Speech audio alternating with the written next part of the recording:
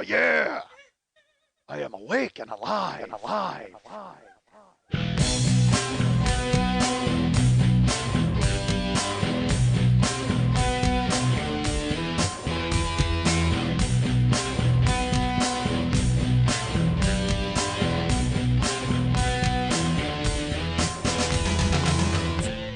I'm so great, I gotta say it twice and cut it out once. My head's a syrup bottle that's getting tipped over every Wednesday. You're a storyteller in a storytelling podcast, and the only story you're telling now is a story about stories you don't want to tell. What the fuck? Hey, what's happening? Mike Schmidt, 40-Year-Old Boy Podcast. I don't listen to puppets, folks, all right?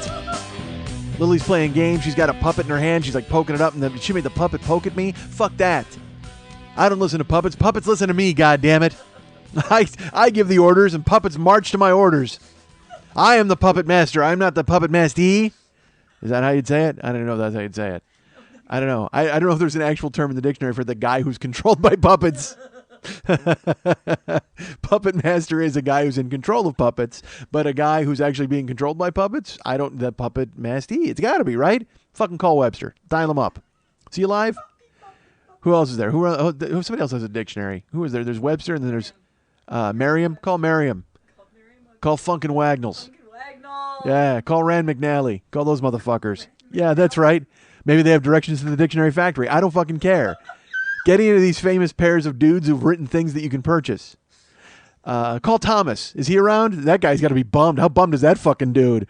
Holy shit. Thomas Guide. If you don't know, in California, I talked about this on here, I think.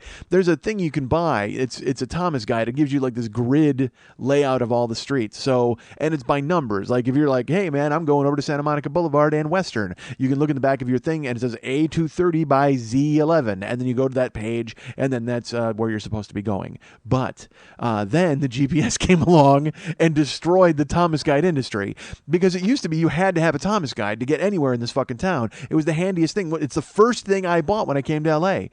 Karen and I got here. The very next day we went out. I got her. All right, hold on. This is going to sound awful, but it's true.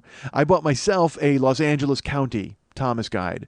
And she was looking for a job, so I bought her a giant Thomas Guide, like for Los Angeles and Orange counties, just in case she had to work down in Orange County. I knew I was never venturing outside of Los Angeles County, folks. There's no reason for me to go anywhere near Orange County or surrounding areas. However, my wife, I don't fucking care. Here's a map of California. Find a job immediately. What do you expect us to do here in California, for fuck's sake? Get a job. Here's this gigantic fucking book. And here's the thing. My wife and this is not even a joke. I think my wife has a photographic memory. And certainly does for directions. We'll go out and she knows. It's the weirdest thing in the world. I don't know how she does it, but if you were, no matter where you're at in the world right now, if you said to my wife, get to Los Angeles Coliseum, she would get there immediately. Or anywhere she's been in her life, she can get there. And via side street, she doesn't have to go, oh, well, I'll take the freeway and I'll get... No, she can get off the freeway and take 4 left turns and you're where you're supposed to be. I don't fucking get it. I don't know how she can pull it off, but she's the best at it. So that is, of course, the person you want to go ahead and buy the giant Thomas Guide for. Someone who knows everything about every single direction and destination she's ever been in her life. Here, go ahead. Here's a book that you can go ahead and use your thumb and scroll down. And there's a picture, a glorified colored picture of where you're supposed to end up. And she was not, and she never used the Thomas Guide. And it drove me fucking crazy because I'd go, why don't you use the Thomas Guide? And then she'd get us there anyway, and I'd be pissed. I'd be like, why did I waste all that money on the Thomas Guide? Because she was supposed to get a job right when we got to town and go anywhere. I didn't care. But instead, when we moved here, we sat for a month and watched the Food Network. I've told that story on here. All right, so never mind. Nobody cares. When I first moved to California with my wife, right after our wedding, we got here, and the entire first month we hung out and stayed up late. It was awesome. It was great. It was like a big slumber party with someone I could fuck. Like, it was so cool. That was what my whole first month or 2 months were in California, and then eventually she had to get a job, and then we had to get credit cards and run them up, and now she has to have another job. God, she's got to get a lot of jobs. Maybe I should get a job. Well, I got a job. Well, fuck. I didn't want to talk about my... Well, I'll talk about it. Well, I'll get to it in a minute. All right, fuck. You don't want to... Do you want to know? You don't want to know about my job. Who's that voice? Is that the puppet? The puppet wants to know? What happened to your voice? Why'd you screw it up? I have a sinus thing happening. Our friend Lily Bunched Up has a sinus infection, which, of course, has trickled down into her vocal cords, and so she's unable to do a puppet voice for you. Disappointing. I know you've tuned in just to hear Lily's puppet voice. It's late, by the way, folks. This is a late record. It's Wednesday, which I like, but we've said here I was a little late. Look, I had a long night, folks. Here's what I was doing all night. Well, not all night, all morning. Well, all night I was working. I had to be at my job. Fuck, I don't want to talk about this yet. Hold on, folks. My ears are. I gotta fix my microphone. Not the microphone. My earbuds. The connection is weird. You don't care. Why am I telling you this? Yeah, I don't know. I'll tell you this, folks. I've been on the. Look, I'm a customer service person at heart. I think we all know that. All right, and this entire show is just about customer service. What you want, I will try to bring to you. I will do the best I can, and I try to do it in a prompt and courteous fashion. I also sell things on the internet, folks. Boy, that S whistled. That was a serious whistling S. I am an old man. My mouth is becoming old rapidly. Like, it's just, I lisp and I hit, like, whistling S's, and Jesus fucking Christ, my mouth just start whittling. Oh, my God. My mouth is just, my mouth broke its hip. I think my mouth broke its hip. I think my mouth should get a discount at the movies. What the hell's wrong with my mouth? God damn it, it's dry and aging rapidly. It should just be checked into a home. The home for old mouths. That's where it should go. I can't imagine the abuse that goes on at the home of old mouths. Oh, the orderlies constantly sticking things in there. Popsicle sticks and cocks. Not a fan. I refuse. You know what? I couldn't possibly put my mouth through the home of old mouths. I can't. I'll take care of it at home until it dies. I can't go ahead and just turn it over to some weird dudes who I don't know what they do to my mouth. All right. Hey, folks, I sell things on the internet, as I've mentioned. And here's the thing. I'm dumb, so I don't know how to set things up. So I have web people who do that sort of thing. But I am in charge of the PayPal aspect. So here, because I can't give my PayPal information to some guy I've never met, Farmer Ryan. Farmer Ryan's my new web guy.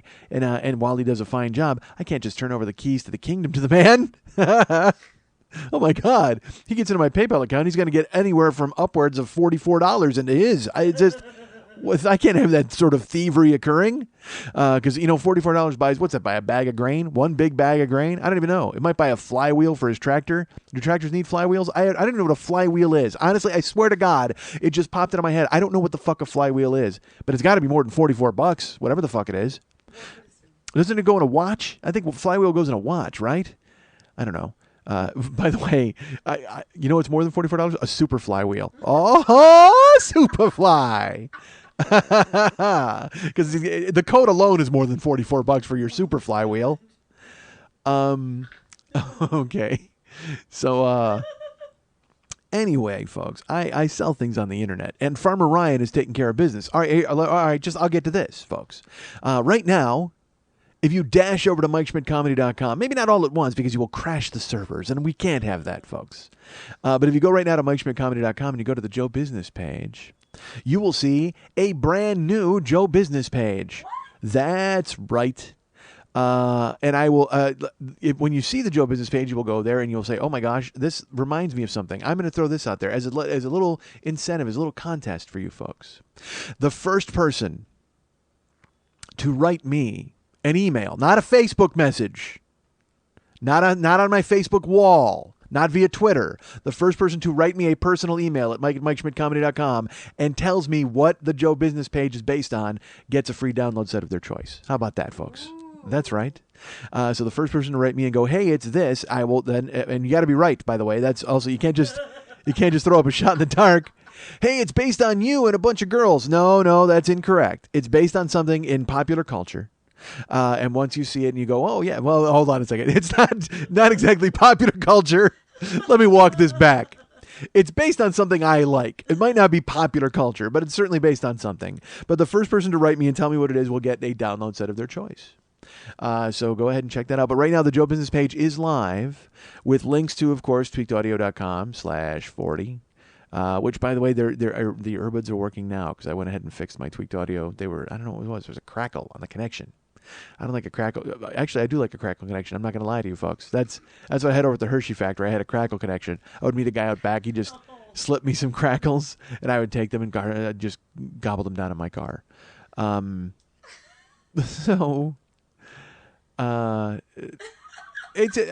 I have to say everything that comes into my head? Do I have to, every unvarnished thought has to come out?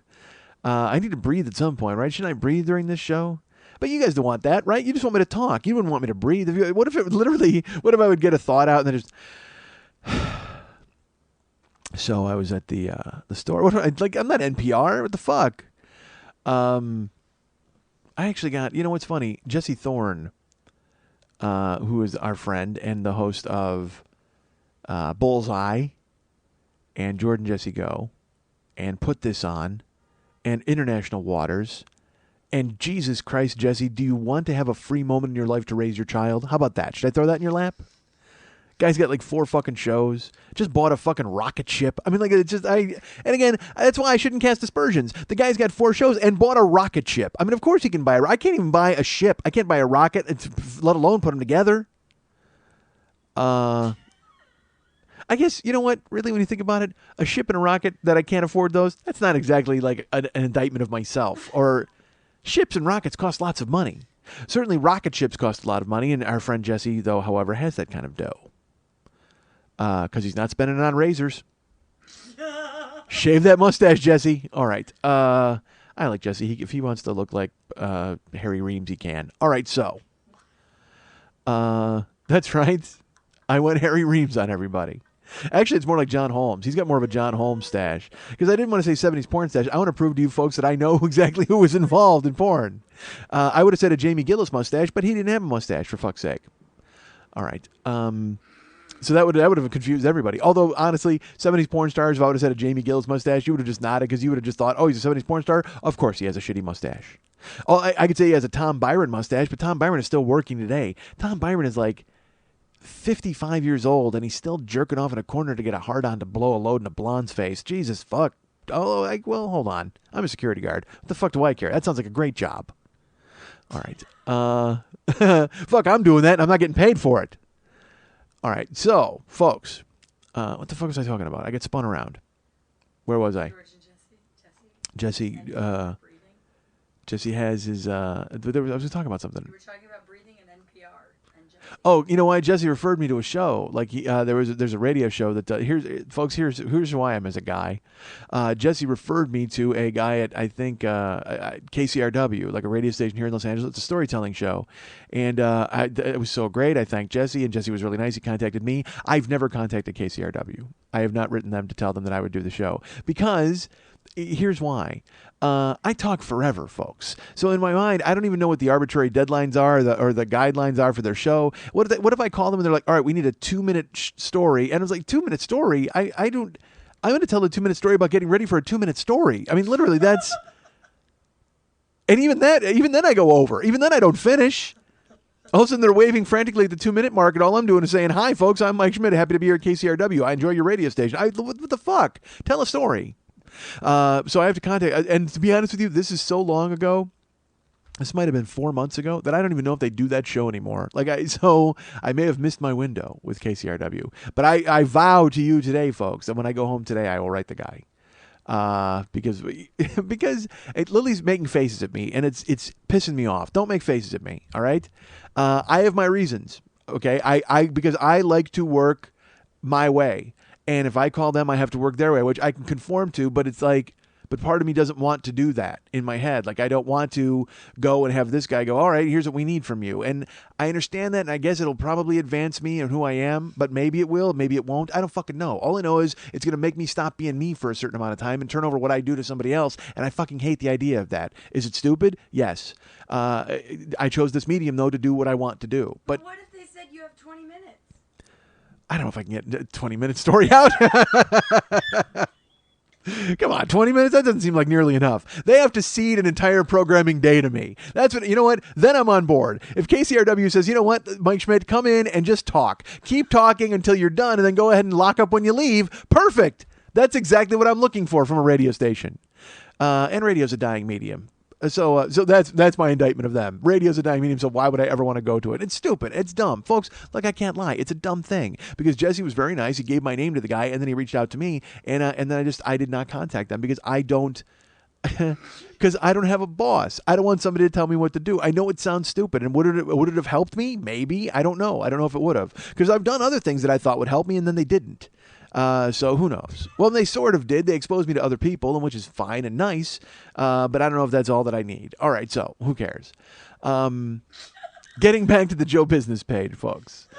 So if you go there and check it out, it's pretty amazing. And there's links to everything, and then there's all sorts of fun hover boxes, and you'll learn. You'll see. You'll see everything there is to see on the page in 5 minutes. But so what? It's fun to go look at. Go now. And on the Joe Business page, I can tell you there are links to Thorgar and Yeep, the mugs, at Zazzle.com. There are links to tweakedaudio.com/40. But I will tell you this, folks, right now on the site, I've mentioned that the artwork for the show is for sale. Well, now there are links where you can actually order it via the website. There's a couple of links there on the Joe Business page where you can order artwork. And also, folks, let me tell you this. Guess what we have now? Guess what we actually have now for your order? T-shirts are available to be ordered. That's right. I know it seems weird because I've been telling you all this mysterious stuff about I can't find a T-shirt company or I won't find a T-shirt company. But here's the good thing. I called KCRW. They're going to print some shirts for me. I said, hey, what if I came and did a radio show? They said, no, what if we printed shirts for you? I said, done. Sounds like a deal. No, I called around. I've been looking around all over the place trying to find a shirt place, and I narrowed it down. There were 4. I said, you know what? Here's what I decided. I'm not going out of state anymore. I can't call people down south. I can't call people in the Midwest. And then a lot of you people were very nice, and you recommended people out east, which seemed weird to me that every suggestion I got was further east from me. Like to the point where I was almost in London at some point with a T-shirt company where people, because that's who people know, and that's what people who listen to me have. And people in Canada were like, hey, what if you use this company? I can't even imagine the nightmare of using a Canadian company, of the shipping and how much it would cost. And then what is it, in real money and toy money. And I didn't want to fucking deal with it. So I had been looking for a long time here in Los Angeles to find a place. And then finally narrowed it down. I found like 4 that were close to my house.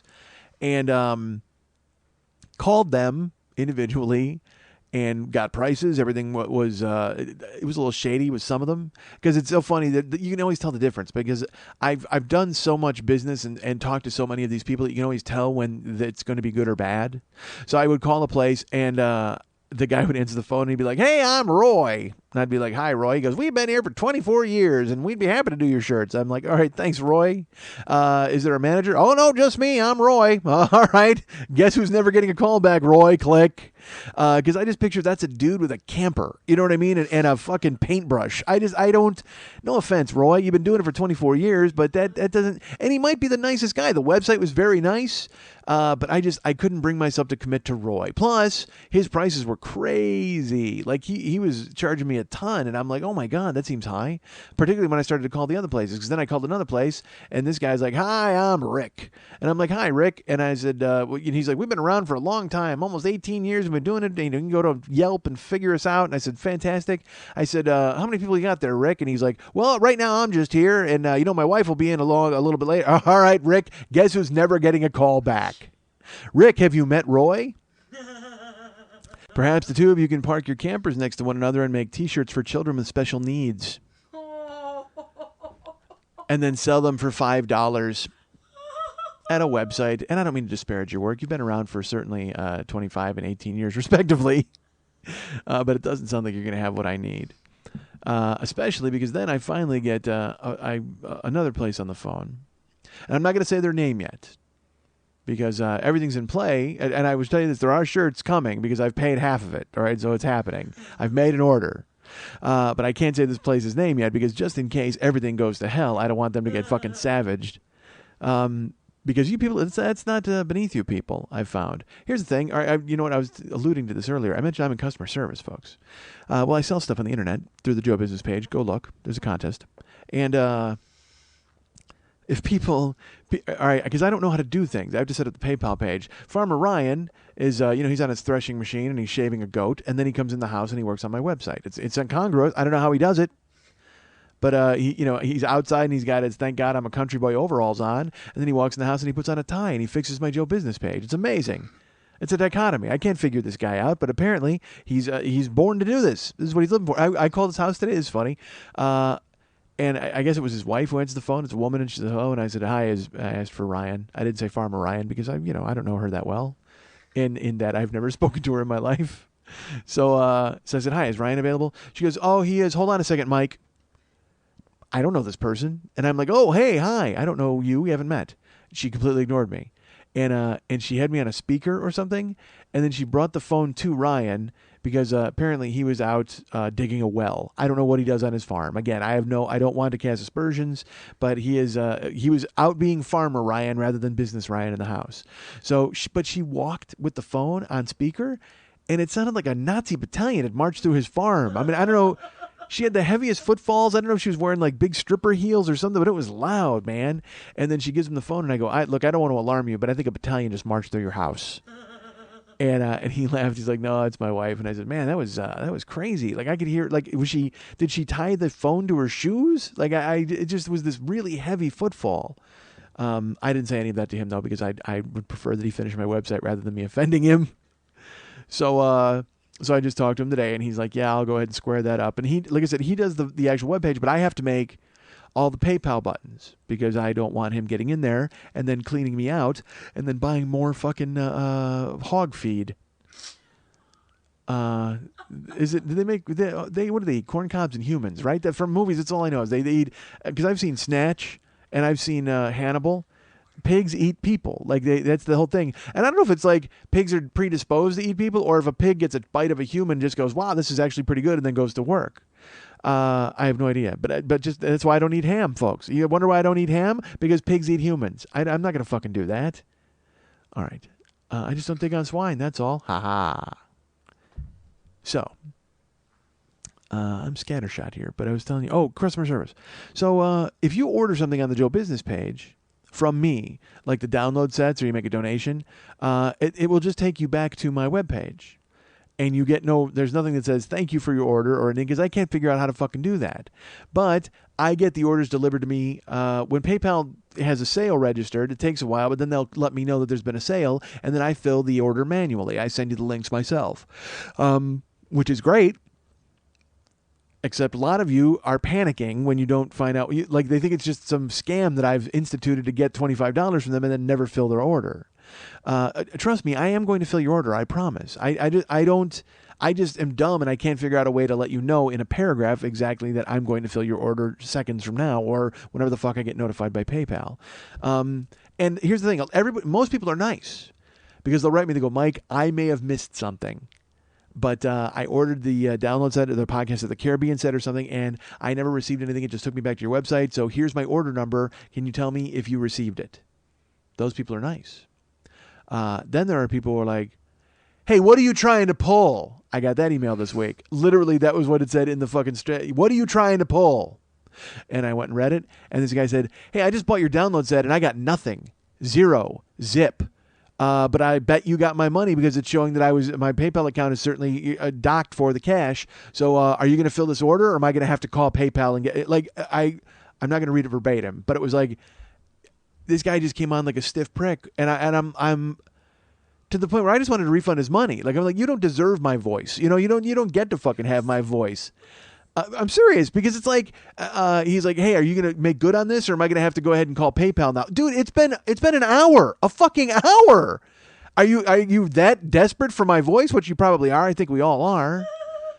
Or are you just that shocked and you need to keep track of all your money at all times? I mean, it's not a scam. I'm here. I'm not going anywhere. I'm your internet chum. Every fucking Thursday you hear me. I'm not going anywhere. It's not like I'm fucking fake. I'm not computer generated. What if I was? What if I was just a robot, as my friend Paul Goebel would say, and everything that you heard was like fake, and then when you bought stuff from me, you got nothing from me, and it was just a constant money dump. Oh my God, actually, that's not a bad plan. I'm going to create a robot me and have a fake show, and then I'm have all these dummy links, and you're going to send me cash, and you're going to get nothing. And then you're going to send an email to me, and nobody's going to answer it. Robot me will answer it and just say bleep, bloop, blorp. That's what I'll say to you.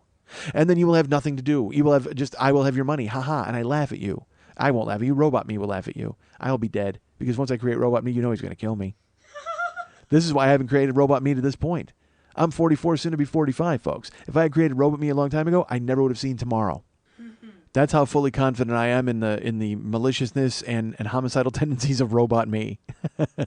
Because I know me wants to kill people all the time. But if Robot me is just me with stripped of conscience and any sort of filter, well, I mean, I guess I don't have a filter now. I have a murder filter. Like, I haven't murdered anybody, so I guess I have a murder filter. But Robot Me, his murder filter would be completely gone. I'm not building like a robo mic with like a prime directive and a fucking shield. No, Robot Me is just fucking mean. I can't Robocop it. It's just going to be like fucking, there's no prime directive. His prime directive is just fucking murder. That seems weird. I was he was taking over the show. Why would his prime directive be to murder? Hold on a second. This is spinning out of control. I can't build Robot Me with his prime directive to murder. His prime directive is to do the show and to do it in a funny way. And to respond to your emails promptly. And then murder. Murder's 3. Murder is number 3 on the list. So Robot Me, he has his prime directive. Do this show and do it well. Answer your emails in a prompt and courteous fashion. Murder. That's the third one. All right. The fuck was I talking? I have no idea what I was discussing. I started talking about Robot Me and then that's it. Because look, folks, if you can't have a flight of fancy describing your own murdering robot, when can you? I've lost my way. I need to build a Robot Me to Sherpa me back to reality. You know what? I need to build 2 Robot Me's. 1 to guide me wherever I'm going, and 2 to just murder. But of course, number 1 will be to do the show in a very funny way. All right, so. Because you know what? I bet Robot Me doesn't forget his place. Robot Me doesn't go off and start talking about himself or talk. Actually, Robot Me would talk about Human Me. Well, no, Robot Me would talk about Robot Me because he can't talk about Human Me because I'm dead. Murder. All right. I'm confused. I'm very confused by Robot Me and his plan. Even though I built him. Fuck, I built him from the ground up, and he's going to turn on me like that? I put murder number 3 on purpose so he can do the first 2, and he's not going to kill me. But I said he's going to kill me again because I wouldn't see tomorrow. God damn it. I'm in a loop. I'm in a fucking murder robot loop. That's not good. You don't want to be in a murder. Don't ever get in a murder robot loop. If I can tell you one thing about myself and my life, it's that you don't ever want to be in a murder robot loop.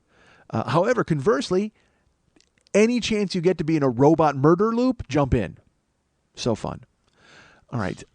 So Ryan's on the farm and he's doing things and he doesn't know about robots. He's got a tractor and sheep and chickens.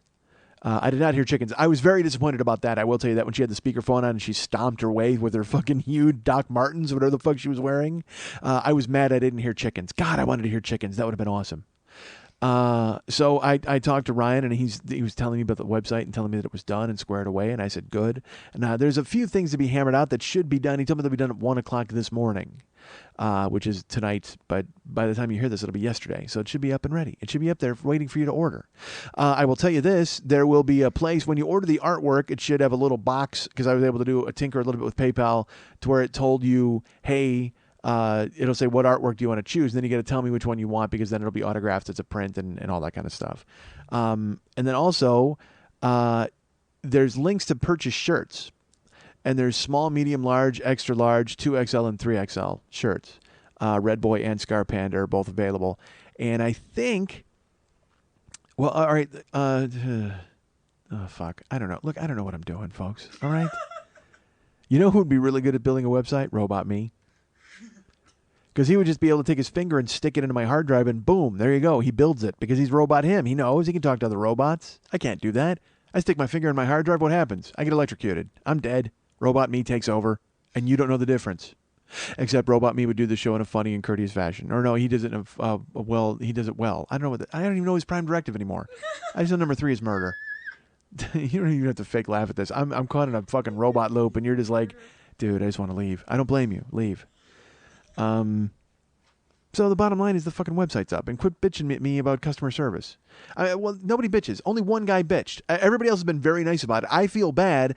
I feel badly that I haven't been able to give them a thing that says, hey, don't worry, things are on the way. But I can't figure out how to do that. But then Lily, I come here and I tell Lily this and she's just like, oh yeah, you just go to PayPal and you make that up. I don't know how to make that up. Bottom line is when you order shirts, I think you have to give me your address or write me with your shipping address. Because there's nowhere to put it on PayPal. Or maybe I guess I should go ahead and try to tinker with that tonight. But what? Oh my God, I just built like 12 buttons. What if I have to build 12 more buttons because I have to change? What if it changes the code just because I give that new page? Oh, cocksucker. That's going to be awful. Folks, if you buy a shirt, email me your shipping address. Although I guess if you use PayPal or whatever, it should just come up, right? Shouldn't it come up? Lily doesn't know. She just wants out. I don't blame her. She's just like, I just got to get the fuck out of here. I make PayPal buttons. It should automatically send you their mailing address and everything. I hope so. But if it doesn't, you get their email and you can respond to them and say, hey, I'm confirming T-shirt, art, whatever size, you're mailing it. Why do I have to do all this work? Why can't these people just fucking write Because me? they're giving you money. You have to do the work. Fuck that. Actually, I like it better where I don't contact anybody and I just get the money. And then everybody's like writes me about it, 9 minutes later and goes, "Hey, dude, where's my shirt? Fuck, I gotta mail it." And it was only one guy. It was only one guy who did that, but it was enough to make me go, ah. That's right. I made extended vowel sounds. I was so upset at this guy. So, folks, what I'm telling you is I've had the yin and yang of customer service this week. I've had the good and the bad, the yin and the yang. And by the way, that does not mean that Siamese twins purchased any of my shirts. I don't know if you're aware of that. But although if they do, they need to buy a 3X. I should tell you that, folks. If you're a Siamese twin, if you and your Siamese twin Yang need to buy a shirt from me, buy the 3X. Honestly, it's larger. You'll both fit it. Well, I mean, no, actually, wait a minute. Siamese twins, that's just two heads on a normal body, right? What else could it be? It could be two people that are joined with a flesh here that are. Oh, then a 3X isn't going to help those people, right? It could be somebody who's joined together at the head. Holy shit, buy a hat. I need to sell hats. That's what I need to do. I need to sell hats for Siamese twins. Like a big, giant fucking like soup bowl hat. Oh my God, that'd be awesome. You know what? It's funny because everybody, I get all these things. If you go to fucking Zazzle, all these places, everybody's like, dude, you should sell baseball hats. And it's Max and I, in the beginning, when we were trying to figure out what to do, he actually proposed some baseball hats and he sent me the fucking mock-ups for them and they looked amazing. But I never told David this. Like, you know what I wanted to do? I wanted to do like fedoras, like for my show, like some kind of weird, fancy, like fucking, not a. I mean, I don't know why. It just seemed like, because again, everybody does something different. Like when Never Not Funny did the baby clothes. And I was like, that's kind of fun, baby clothes. And then in my head, I was like, what can I do? I go, oh, yeah. And we were actually talking about possibly doing grocery bags. And then fucking Never Not Funny did grocery bags. I'm like, see, because Pardo and I think alike, where we're like, we want to do something different. You don't want to just go, hey, here's a keychain, fuck you. I mean, I don't want to, well, although there's something to be said for, hey, here's a keychain, fuck you. Hold on a second. Actually, nobody does that. Maybe I do that. Maybe that's what I fucking do. Hey, here's a keychain. Fuck you. God damn it. That's the plan. No, I always wanted to do different stuff. So, like, whenever I talk to David, I'm like, dude, we got to do a shirt, but we'll do this, and let's do a tank top or a fucking baby doll tee, or let's do a fucking, a banner that you could tow from a plane. I mean, I don't fucking know. All right, so what the fuck? None of this means anything. The point. I can't even find somebody to make shirts. I'm going to find someone to make a goddamn fedora. All right, so I ordered T-shirts. I don't even know if I talked about this. I got into a fucking robot loop and I lost it. But I talked to a couple dudes and it didn't work out. And then finally I found a place in town that was fancy. Like it wasn't named. I mean, the other places had names that sounded like companies. But then when you called them, you heard a dog barking. And it was like I was calling Ryan on the farm. I was like, fuck that. I need a pro. So when I called this other place, they had to put me on hold twice and then transfer me somewhere. I'm like, they are getting my business. Absolutely. I don't care. If you put me on hold twice and transfer me, that means you're a real legit operation. But suffice it to say, I will tell you this, though, also, there is a drawback. Because I don't like the mom and pop idea of these guys with like just a wash tub in their backyard full of paint and they're making my shirts. I don't like that idea. But I also don't like going to a Galaxo T-shirt comp and having them blow me off and treat me like just anybody. Look, you got to jerk me off a little bit if you want my business, right? Don't you? Even though but that's the thing is, for fucking mom and pop, I'm this huge order. But for these other big places, they're just like, I don't know who the fuck you are, but we have a minimum of this. If you can't meet it, get off my phone.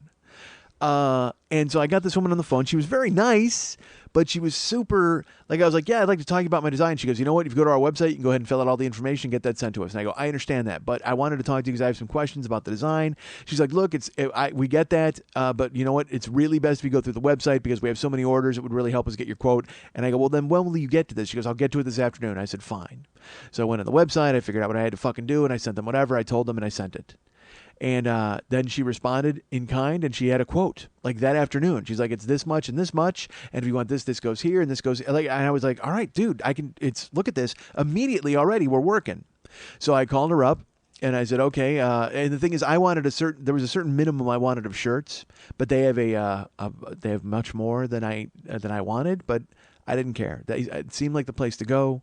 So I said, let's do this. So I wrote them and I said, I'd like to do this. Here's the order. Here's the artwork. And I sent them all the artwork. And I said, put it together and then give me a full quote based on everything that I need and what you got to do with the artwork. Because again, the shirts, we were doing the watercolor shirts for a while, and then having those. It's this process called direct to garment, and it's very difficult, I guess. So the screen printing is what we did with the prints, the Minneapolis shirt, and also the Milwaukee shirt, the Golden State or the San Francisco shirt. Those were screen printed, and I liked the way they looked, and they seemed fairly simple. And I was like, let's move ahead, because I said, David, can you do something really cool screen printing wise? He said, sure. He did, and we moved forward. So I sent them to them, and I went to bed because I sleep during the day like a goddamn vampire. Then I woke up. Because she was going to have my quote for me that day, all the invoice and everything squared away. So, sure enough, I went to sleep. I woke up, and there was no email. When I woke up, no invoice, no quote. Turned on my cell phone. There's a message from this woman. And she said, hey, we got the artwork. Everything looks great. There are some complications that I need to discuss with you. You need to call me. Now, again, I was trying to order the shirts, and again, there's a fucking complication. And that's when I went on my Facebook page, and I wrote, shirts. Fucking shirts. Unbelievable. And everybody thinks, and some people were like, yay, finally. And I'm like, no. That's not a good thing. It doesn't mean I finally found someone to make shirts. It meant more fucking complications. So the next day, I had to wait, of course, till the next day when they were in there. And I got this woman on the phone, and she was very nice. And she told me, hey, we looked at your artwork. And because the font that you're using, like the lettering on the shirt, is kind of splatter effect. It's like it's almost like a spray paint effect. They said that's going to make your screen printing go from a 2-color to a 7-color shirt. I said, why? She said, because it breaks up. Like there's a, what's the fucking thing? Gain? No, gain is a hearing thing. Gradation? Is that it? Something about the gradation of the colors makes it go from black to dark blue to, and when it crosses over on the white, it's more pink. And she, whatever the fuck. I stopped listening after 7 colors, but she explained why. And I said, so what does that do to my price? And it added about another $400 to my order if I wanted to do that. I said, look, I'll call you back. So I called Mex, and he's like, dude, ask them if I put it in a box, if that does anything, it'll be in a self-contained picture instead of them having to put it on there. It'll be like more of an iron-on effect. And then I said, all right, fine. And what's funny is, I would love for David to call the T-shirt companies, but I understand he can't because I'm the one, I'm the one who's paying, and I'm the one who has all the questions and all that stuff. But I don't know how to talk about gradation and bullshit and artwork. So in Chicago, Mex actually he went to the place that I was using, and it worked out great. But then after a while, I needed to be the one who kept calling and ordering, so Mex fell out of it. But I was looking for new places. I was wishing David would be on the call so he could talk to these people and ask them art questions, because I don't know a fucking thing. I'm like, hey, do you have shirts? Do you have paint? Sold. I mean, I'm so tired of it. So I talked to Mex, and he made a proposal. I said it to her, and she said, no, that won't work. And so I started to shop around, and I said, look, do I need to go to a different place? I talked to Mex, and we both decided, you know what, fuck it. If these people can do this, and here was what Mex's quote exactly was. He goes, Mike, if they know about gradation, and they were willing to tell you about that instead of just going ahead and taking your money and making a shirt and making it look not the way you wanted to, he goes, maybe they're worth going with. Maybe you should consider them, because they actually were the first place that was honest with me. Everybody else was just like, yeah, oh yeah, we can do that, yeah. And then we get the shirt, and we'd be like, you didn't do what we wanted at all. But these people were very quick to make sure that it was going to be what I wanted. And like, you don't give a fuck about shirts anymore. I get that. But finally, I said to Mex, I go, look, he goes, what do you want to do? I go, I want to throw money at this and make it go away. I just want my fucking shirts. I don't care. He's like, well, we can figure this out. He goes, I can make a whole new drawing. I could make new lettering. But as you will see on the Joe Business page, that would have monkeyed with that design. And I was like, fuck it, dude. I don't mind. I go, it'll all shake out. I don't mind paying the money as long as the shirts look good. And he's like, all right. So I called her the next day, and she was very nice, because I even explained to her, I go, look, before you agree to anything or disagree with me or get me off the phone, I said, I have to talk to you for a while, because I need a comfort level from you people, because I'm so used to dealing with people who just want me off the fucking phone that I need you to tell me that you're every step of the way, you're going to keep me informed. You're going to give me, and she's like, oh yes, absolutely. Once we get an order in play, I will be with you. Anytime you want to talk to me, call me and I'll answer any questions. I'll send you any proofs. I'll send you photos, whatever you need.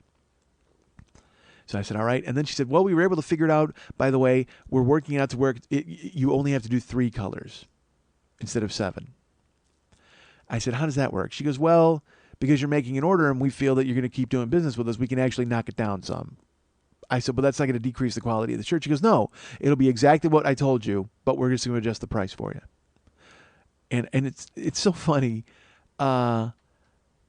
When someone's nice to you after everybody else has been, I felt like a dog who's just like in a kennel and then he finally finds the family who wants to be nice to him after he's been getting hit in the face with a fucking newspaper forever. Because when she said that she would send me photos and do all this stuff and keep in constant contact with me, I'm like, good, perfect, I'm in. And so I ordered the shirts. And so now the shirts are available to you. This story went nowhere other than tell you the shirts are available to you. But I'm so fucking happy, and it's taken so goddamn long to find a place that'll do it. And you guys were great. You all had great suggestions. Our friend Joe, who actually I met in D.C., he had his shirt company, and all these different places who tried to do it. But I just felt a comfort level with doing something. I mean, this place is 2 miles from my house. I didn't even know it fucking existed.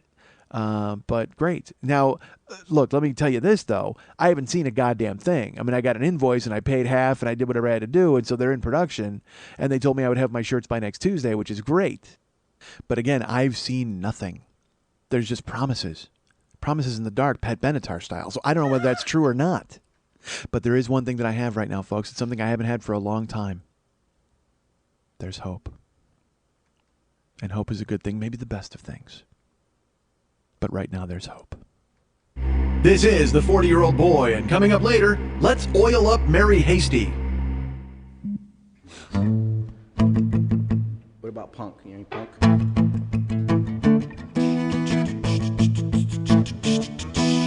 Francis is a punk rocker. Francis is a punk rocker. Francis is emailing me frantically now. What is that? That's Sheena is a punk rocker, but it's Francis is a punk rocker. I thought this was the Ramones. Yeah, it is the Ramones. Sheena is a punk rocker. It's the same thing. No, this is like Blitzkrieg. Standing in a straight line. Had a lot of front line. A middle and a stand line. Francis Woodell.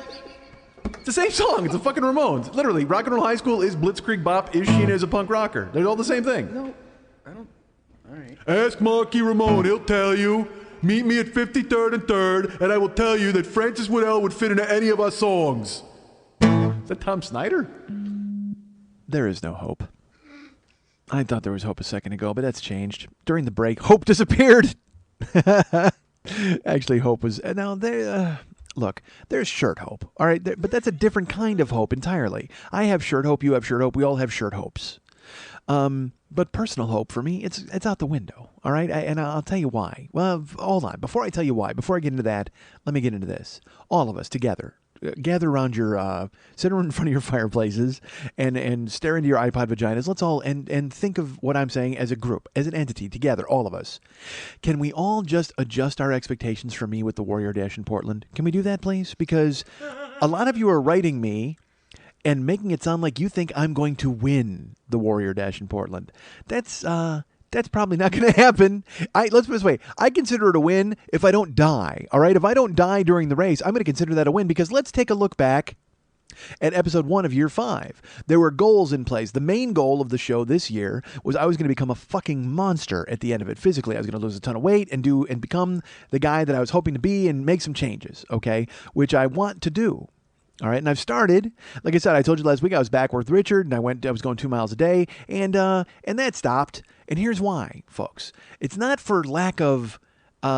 It wasn't like I got hurt. All right, I was sore as fuck, but I was still able to stretch and make it work. But then Richard had to reschedule on me once and whatever the fuck. That's not his fault. It's not his fault because I could have gone in without him. I don't fucking need him there to hold my hand and make me do shit. I know where weights are. I know how to fucking jump in place and run and lunge and do all that bullshit without a guy barking at me. But did I do it? No.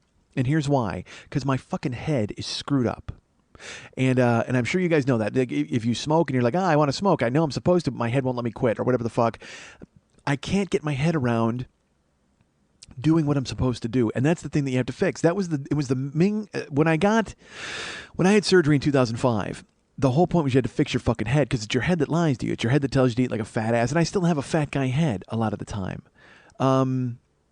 So I need to fix that. All right. And so my point is I'm going to the Warrior Dash in Portland and I'm going to do it and I'm going to finish it. I'm going to fucking tear it apart and do the best that I possibly can. And then at the end of the year, I'm going to do another Warrior Dash and we'll compare and contrast and I'll be in much better shape then. And hopefully I'll be able to do a lot better at that one. But when I come to Portland, I just don't want to let people down by, if it takes me fucking forever to complete the course or however the fuck. And look, am I gun shy? Yes. Am I weirded out? Yes. But it gets that way when people are writing me and they're going, dude, we're going to have a team and shirts and we're all going to get together and it's going to be great. And then we're going to go out afterwards and party. And I'm like, dudes, I don't even know if I'm going to make it off the course alive. I can't be making any fucking Portland plans because people then were like, dude, are you going to do the one man? And I had initially planned on it, but now it's so funny. I went to the Warrior Dash website the other day and I'm staring at it and I'm like, fuck, how much of this can I actually do? And I think I'm 90%. I can do all of it. All right. The walls are a problem because I will tell you this. I went to poker last week. This is another reason that got in my head. I went to poker last week and I'm talking to fucking my friends. And they're like, you're doing this thing. What's on it? And I told them and they go, is there a wall? And I go, yeah. And they go, are you just going to walk around the wall? And I go, no, I have to climb the wall. They go, how are you going to climb a wall? And in my head, I went, yeah, how am I going to climb a wall? That's fucking weird. Like, I guess I hadn't really thought of it that way. And it got me thinking, and it got me into this weird spiral where I'm like, Jesus Christ, I hope I can finish. Oh my God, I hope I don't embarrass myself, and I hope I don't embarrass people who think they're going to root for me. Wait a minute, people actually think I'm going to do good at this. Well, I want to do good at it. I just want to make sure that we all temper our expectations and don't think that I'm going there to be the fucking Kenyan who wins the entire fucking thing. It's funny, if you'll go, there's a podcast called Three Non-Joggers, and it's my friend Russ McGarry and a couple of guys who hated me. So I went and did that show last week. It was fucking weird. I went and did their show. They sat in with them. And I didn't sit in with them. I was on the fucking phone, which always makes it difficult with 4 fucking people. And like I said, I know Russ, and I've known Russ fucking 20 years. So I could talk to Russ forever, but then these other 2 dudes are there, and they're just like, why are we talking to this fat dude who we don't know? Like, that was the vibe I got. And that's probably not true, okay? It's all in my head. As you know, I can create these fucking scenarios and run with them. But it was just a weird, again, it's fucking Skype, and it's everybody's trying to talk and then not trying to talk, and then I'm talking in circles, and I didn't think I was accomplishing what I was supposed to accomplish on their show, and I thought they would have me on and we could do this like running thing where they would check in with me every month and check out my progress on weight loss and how I was running and all that. And so I basically invited myself to be a recurring guest on their show, and they wanted none of it. Like that was not in their plan at all. They didn't think that was going to be a thing, but they agreed to it reluctantly, which was kind of funny to me. There's like, yeah, I guess that would be a good idea. Oh, and I felt so stupid then for launching it because I thought we were having fun, but I forgot to realize that it's me and Russ and not and these other dudes have no fucking clue who I am.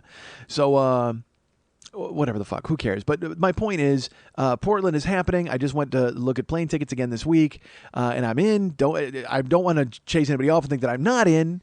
I just need to fucking fix my head and really be ready and get there and be in. And I'm not telling you guys you need to come there and be like, woohoo, Mike, and rah-rah and clap and bullshit like that. That's not the case. I'm just hoping I don't fucking die, which should be your goal every day. Pretty much when you think about it, it should be your goal every day, whether you're walking in the street or driving. You hope you don't fucking die. But when you're exacerbating that by adding in the element of fire and broken cars, then you have to realize, well, I have to actively hope that I don't die during this event. And so that's what I'm doing. And we will see what happens. But the problem is with working out, it's just, I worked that fucking soul-crushing, hope-destroying graveyard job, and I'll get to that in a second. But I wind up working that, so then I get home at like 6:30, 7 a.m., and then I have a second wind. But not a second wind enough to go work out at 7 a.m. Like it's and I couldn't anyway because Richard can't do it that early. But then I'll stay up until like 10 or 11 because I have to do things during the day when real people are awake, like, Farmer Ryan or the fucking t-shirt people. I have to stay awake and contact them, and also trying to look in other cities to go fucking play, but that's whatever the fuck, that's on hold right now. But the problem is I need to stay up and deal with that. And then when I get to bed, I'm supposed to see Richard around 4 or 5 because I like to go right when I wake up. But if I go to bed at 10, I'm not getting up at 4. If I go to bed at 11, I'm certainly not getting up at 4. I'll get up at like 6. But then if I get up at 6, then I got to go to the gym for 2 hours, and then I got to go to work. It just fucking eats away my day. I know this, and this sounds, look, you don't fucking care. I get that. You don't fucking care.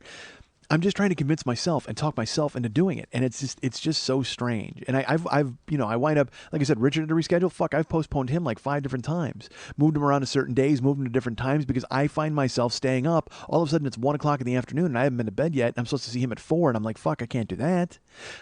So I'm just trying to get my head around my life at this point because I'm stuck in that fucking gig, and like this is depressing and awful and unfunny, and I get that, but it's just like, fuck, man, I go to that job and holy shit, and it's worse, like, because at that job, I security guard, whatever the fuck, I just, to me, it's just, I'm collecting a check and I'm there, and whenever shit happens, I got to deal with it. That's fine, but when shit happens, I have to be an authority figure. There is no worse authority figure than me, folks. I mean, who the fuck wants, me in a pair of sweats with my long fucking hair just going up and telling you to stop doing shit? Nobody believes that. Nobody fucking has any faith in that. As a presence, I mean, I'm fine there. I can be a presence, but then anytime I have to actively get involved, like, did I talk about the fire alarm on here? Did I talk about that? Holy shit. I'm in the middle of the fucking morning. I was going to go home on a Sunday morning. It's like 5:45. I'm leaving in 15 minutes. The fire alarm goes off in the building. I swear to God I talked about this, didn't I?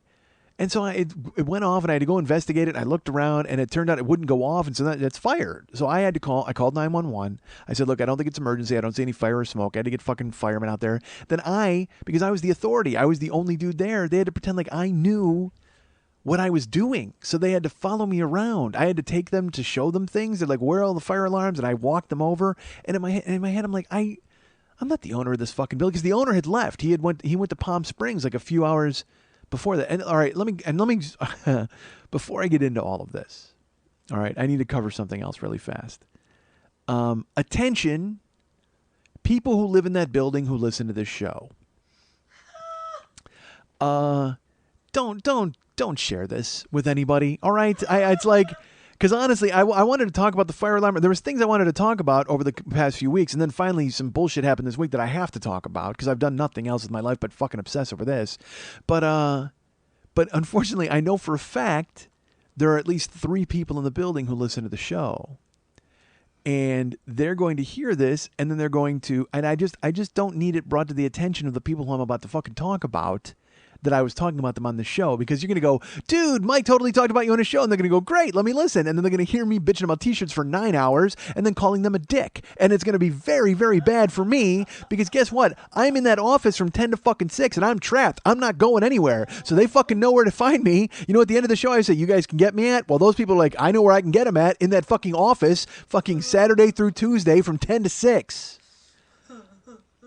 So I can't have any of you people who live in that building coming. And the good news is they're not like, rabid listeners. Like, they're like, oh my God, I heard your show and it's so funny. I'm way behind. And I'm like, well, how behind? Well, 3 years. All right, well, good. You'll catch up eventually. Hopefully by the time they catch up, I will be out of that fucking building and it won't fucking matter. But Jesus Christ, I can't stress enough. If you live there and you know where I work and you've come down and talked, because there are people who've come on to talk to me about my show. All right. This does not leave your iPod vagina. It just stays in your head. It goes right through your tweakedaudio.com/40 earbuds right into your brain, and it stays there. Unless you want to come down to the office and talk to me about it. That's fine. You can talk to me all day, but don't fucking tell the other people that I talk about. All right. Because when I told other stories, like when I hit that woman in the chest with the fucking newspaper and all that shit, like nobody listened. I didn't give a fuck. I could say whatever the fuck I wanted. But now there are actual people there who listen to the show and have talked to me about it. So you guys, I'm counting on you to throttle down and not fucking mention this to anybody. Because otherwise I will not be down there. And look, granted, I hate it and I would love nothing more than to walk out of there and show that building my fucking ass. But right now I need the money. I wish I didn't. Someone asked me, that was like, I was talking about I was bitching about this very thing about the shift and about how I'm an authority figure. And they're like, well, then why do you work the shift? I said, unfortunately, this is where the money is right now. There's nothing I can do about it. You know what I mean? I wish I didn't have to, but I do. Sadly, because my chosen profession has decided that I am persona non grata. So I do the only other thing that a big fucking unqualified lump can do. I sit at a desk and stare. So, anyway, so the fire alarm went off. It's like 5:45 in the morning on a Sunday, and I call 911, and then people start to dribble down into the lobby, and they're asking me what's going on because, again, I'm the authority figure. I'm like, I don't know. I've called the police. Everybody's coming, fire department. And then they come in, and they start looking around, and there's a woman who runs the building. She's kind of like a de facto building manager. She's not the owner, but she's there during the day, and she takes care of stuff. And she's a very nice woman. However, she might be 60. That's my guess. And so she's kind of scared of everything that there is that you could possibly encounter, which is weird. I mean, you've lived a life or whatnot, but she comes downstairs and she's all freaked out about the fire alarm, and she's like, "You got to call the owner." And I said, "No, you know what? He left." And she's like, "What do you mean?" I said, "He left. He went to Palm Springs this morning. He left like a half an hour ago." She goes, "Well, if he's only a half hour away, you got to call him. He's got to come back here." I'm like, why does he have to come back here?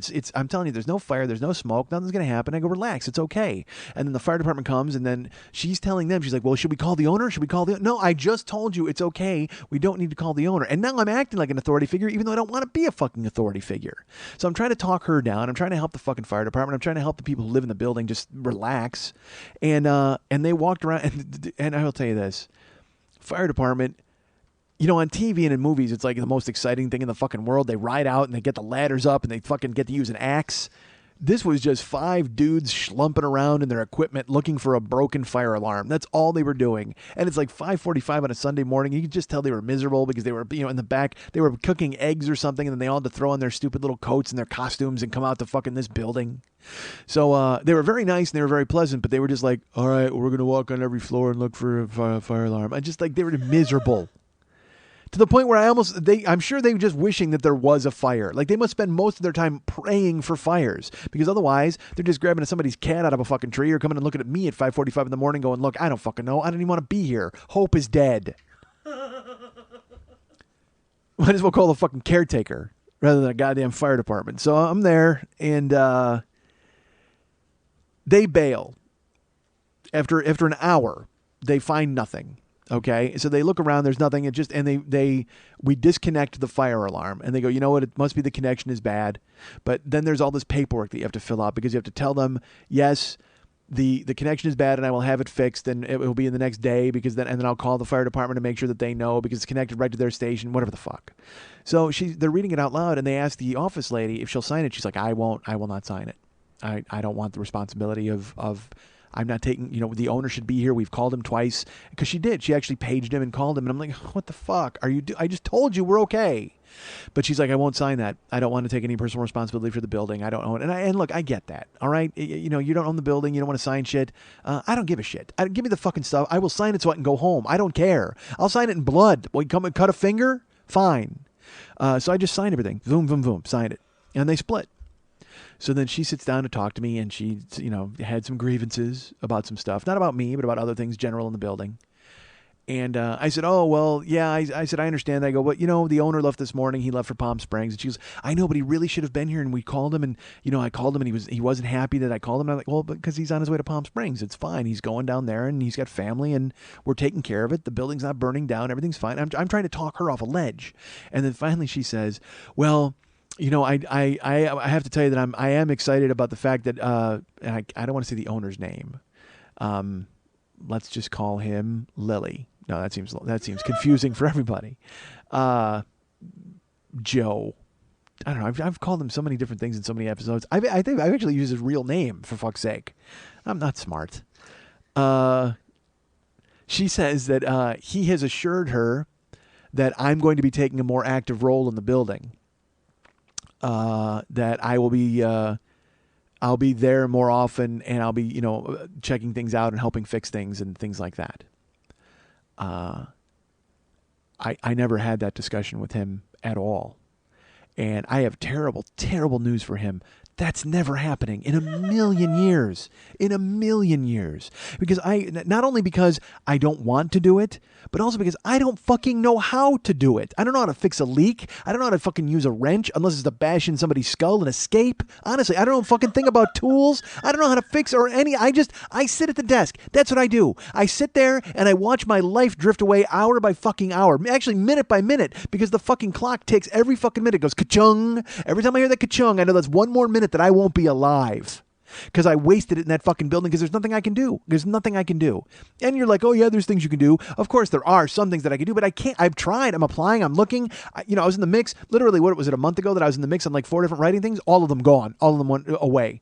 They either didn't get picked up, or they just disappeared, or the pitch ended, or they tabled it. Who the fuck knows? But that's how it is. You're always close, and then you're fucking far away. Literally in an hour, things fucking change to where hope is dead. So I sit there and I'm like, and I'm staring, and I must have went slack-jawed as she told me that I'm now going to be the de facto maintenance man, because there's like no fucking way. I can't paint an apartment. I barely know how to put the key in the lock. But it dawned on me, like in my head, I'm like, am I becoming this? Is this what I am? Is this what I'm destined to be for the rest of my fucking life? Is this guy, this fucking security guard idiot? Like, look, one day a week I get to play dress up, and I come here and I get to do this for you people. But then the other 6 nights, I'm fucking there and that and doing that. Is that? So I looked at her and I'm like, what? And she goes, yeah, he says that you're going to be over here, a lot more often, in the daytime and maybe, taking care of stuff and fixing things. And I'm just like, oh. Well, that's okay. I never talked to him about that, but I'll have to talk to him more in depth about what that plan is. Like, I'm trying not to scare her, but I just want to fucking go home. And I didn't realize that I was going to be fixing sinks. So I just went, all right, that's fine. And she left. And I was supposed to go home. I was late already to go home, but I sat at the desk, like I in the dark. This is not even a joke. I turned the lights off in the office, and I packed up to leave, and I was going to walk out. But I made myself sit down because I was overwhelmed by the magnitude of what she had said, that somehow they see me as a viable option for, I don't know, running the place. Like it just seemed like this weird, just because I sit there at night doesn't mean that I'm anybody you should put any trust in whatsoever. And I don't say that as like a reluctant dad who's like, I don't know if I'll ever be a dad. And then the first time he holds his baby, he's like, I know my purpose in life. Fuck that. The first time I hold a wrench, I'm going to run. I'll run. If you call me and tell me to fix a hole somewhere, bullshit. I make holes. I don't fix holes. I punch holes in walls. I don't fucking plaster the shit on anything. Ask my wife. I fucking plummeted through a wall at her house and we had to have her brother fix it. That's how much of a pussy I am. I break shit. I don't fix it. So I sat in the dark just obsessing over the fact that all of a sudden now I was morphing into that. Like, is it just by osmosis? Like I'd been there long enough so they decided that I was now going to be the de facto maintenance guy? Jesus, fuck. I was horrified. So I grabbed my stuff and I bailed. And I talked to Karen about it. I'm like, they think that I'm going to do this. And I should tell you this too. She asked for my phone number because she was all wigged out because he was in Palm Springs. And she's like, well, with this fire alarm, I don't know what to do. And in case it goes off again, I don't know who to call. And she goes, can I have your phone number? And I go, yeah, I live close. And I didn't even think about it. I wrote my phone numbers down and I gave her my cell number. I gave her my cell phone. Nobody has my cell phone number. Well, some of you do. Of course, that happened on accident. But I don't give it to authority people. I don't give it to work. I don't give it to bill collectors. I don't give it to fucking anybody. I don't want anybody to have my cell phone ever because I don't want them to ever get, I want plausible deniability that they couldn't fucking get a hold of me. But I wrote them down. And then I was like, well, I should white out my cell phone number. How do you white it out? You can't do that. Then it looks even worse. So I gave her both my numbers and I'm like, God damn it. So I went home and talked to Karen about it. And she's like, relax, of course, which is her answer for everything when I have some fucking horrible thing to talk about. Because look, folks, I don't know if you know this about me. I make a lot out of a little. I turn things, upside down, and I will immediately run with the worst case scenario. So she told me that, and I just pictured me in coveralls under a sink. Oh, Jesus Christ. Or like elbow deep in somebody's toilet. Oh my God. Murder me. Where's Robot Me when I need him? So I dealt with that. So I've been going to work. And the owner, nice man. I've talked about him on here. But the thing is, he's only 12 years older than me, but he might as well be 100 years older than me. Because he's come downstairs to talk to me before, and he'll say stuff like, he'll talk about comedy. And he's telling me about comedy. And and he'll start talking about comedy and go, well, you know how it is, Mike. We're both funny people. And I'm sitting there, and I should tell you, all right, look, he's a nice man. He's a nice man, and he's done right by me. Because quite frankly, They don't need a security guard in this fucking building at all. I mean, this is just literally free money and money that they're handing out. He pays me for peace of mind. That's it. There's no reason for anybody to be in that office overnight. But I don't want to let him know that, because then he'll just go, oh, really? And fucking whack me. So maybe I should start fixing a sink. Anyway, he comes downstairs to talk to me, but he doesn't. And I told you, I've gone to the Dodger games with him and stuff, and he's a nice, nice man. But he doesn't talk to you. He talks at you. Like, he doesn't care about what you have to say or your opinion, or he doesn't care about what you're bringing to the table. And look, I cannot stress enough, if you live in this building and you listen to this show, do not bring this up, okay? Okay, good. But he'll talk at you, and he talks about things that interest him, because he just genuinely thinks that everybody in the world is interested in the stock market. He came down to work. This is God's truth. I'm there in the office, and he's been coming down to talk to me quite often. He's waking up at like 1 o'clock in the morning and then coming downstairs to visit me for like a half hour. And in that half hour, I don't talk. He comes down and he talks. He talks about golf. He talks about tennis. He talks about the stock market. He talks about Don Imus. He talks about comedy. And he just rampages. And he goes on, and I nod a lot. And again, I like him. He's a nice man. But that I don't care if it's Einstein. That's troubling. It gets to be a bit much when you're listening to a guy talk, because especially me. All right, I want to talk. Like, I mean, I have things that I could say to be funny, or I could add something of value to the conversation, or I may have an opinion about what you're talking about. But you know what? Check that though. He's talking about tennis and golf and the stock market. I don't have a fucking clue. You might as well, again, literally, those are the here's a wrench, fix something topics of conversation for me. I don't know a fucking thing about it. But that's what he wants to talk about. So he'll come down at 1 in the morning and he'll sit with me for half an hour, and then he'll go upstairs. And then he'll come back down at like 2:20 and he'll stay for 40 minutes and talk to me. And I'm sitting at the desk, because again, look, it's just me and the desk and silence and my computer. And I don't have internet access, but I'm reading, I'm trying to do whatever I can do to get past the time. And but then when he comes down, I want to run. And then it's not even an exaggeration. I want to leave. Like, I want to look at him and just go, I can't take this anymore. Because, look, again, he's a nice man. But he comes down and with all these topics that he wants to talk about, and I'm just sitting there watching hope fly out the fucking window as he's talking and talking. And he comes down and then he made this comment to me. He's like, you know what? You're lucky. He goes, I used to love staying up all night. He goes, but I don't do it so much anymore. He goes, but you're real lucky. You got this schedule. He goes, but you know what? Now my schedule, you know what? I actually I'm doing a lot of that now, where I'm staying up all night. So, I'll be able to come down and talk to you. And I'm like, oh my God, no, don't tell me that I'm lucky and now you're going to be joining me. That we're not a team. We're not a fucking team. So, and look, we all have bosses. All right? And we have to deal with them at the office and stuff like that, and we hate it, and it's miserable. But it's weirder with him, because he's a nice man who's done really nice things for me, like Christmas bonuses and out of the blue Dodger tickets. Like, he'll just go, hey, I can't use these, take these. And he'll give me tickets to a game. And it's like, again, I really like him, but holy shit, sitting there, he comes down to talk, and I want to run. Like, and in my head, I just go, I could end this in 5 words. Like, I would quit the job and everything with just 5 words. If you just looked at him and just went, leave me the fuck alone. If I did that, it would ruin everything, of course. And I don't genuinely feel that he should leave me the fuck alone, but I think that he should stop to breathe so we could talk. He came down the other day, and there was a box for him, a package. And I told him so. He opened it up, and he had bought 3 books, 3 of the same book. And it was a topic that he was very interested in. And he's like, oh, yeah, I'm going to read one of these for myself, and then I give a couple out to other people, and he goes, you know what? You should take a look at this. And I said, you know what? I would never get to it. And he goes, no, you know what? Just take it and skim it, go through it, and then and we can talk about it. I'll come down Tuesday, and we'll talk about it. I go, you know what? I got to be honest. I have books at my house, and I have some writing that I have to do. So I would never pick it up. I would never even get to look at it. Just go ahead and keep it. Maybe later, but I can't. And he goes, you know what? Take it. Go ahead and skim it. You don't have to read the whole thing. Read a couple of chapters. We can talk about that. and I'll read them too. And then, when you catch up, we'll talk about more.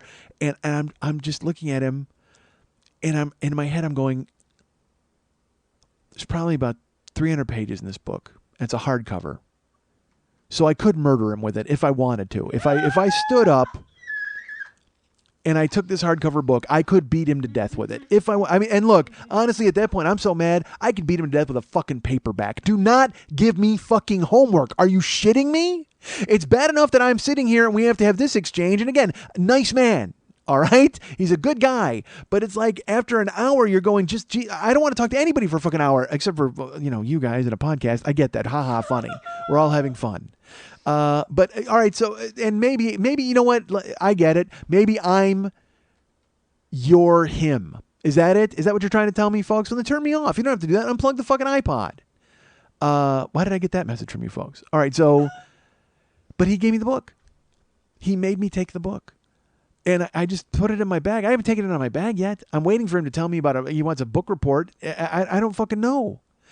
But because look, if you know anything about me, you know that the worst punishment you could ever inflict on me is not being able to tell somebody to fuck off. To have to sit there and be sucked into their web and not be able to do anything about it and not be me. Look, he won't let me be me. I can't even talk. He came downstairs and he had a book. He's like, oh yeah, I tell you what, you do your shows. And he does this thing where he'll tell me a joke, and it'll be some racist joke or some joke that I've heard before or whatever. And he'll tell it to me, and then he'll laugh uproariously. And then I always have to do that thing where you just go, oh, nice. Like, because I can't even pretend to laugh. And then he'll say, you can use that one. Well, that one might be a little rough, but you can use it. Go ahead and use it. Just make sure you credit me. And he means it. He's not like, he's not like being jokey, haha. He's like, yeah, you can take that. You can use that. And like he created it. And I want to go, why would you even want to take credit for writing that racist joke? But that's fine. And look, I cannot stress enough, folks, if you live in this building and you listen to this show, erase this immediately. I can't even have the chance that he walks by your apartment and hears it. Although I guess that would solve the problem. I'd get whacked immediately.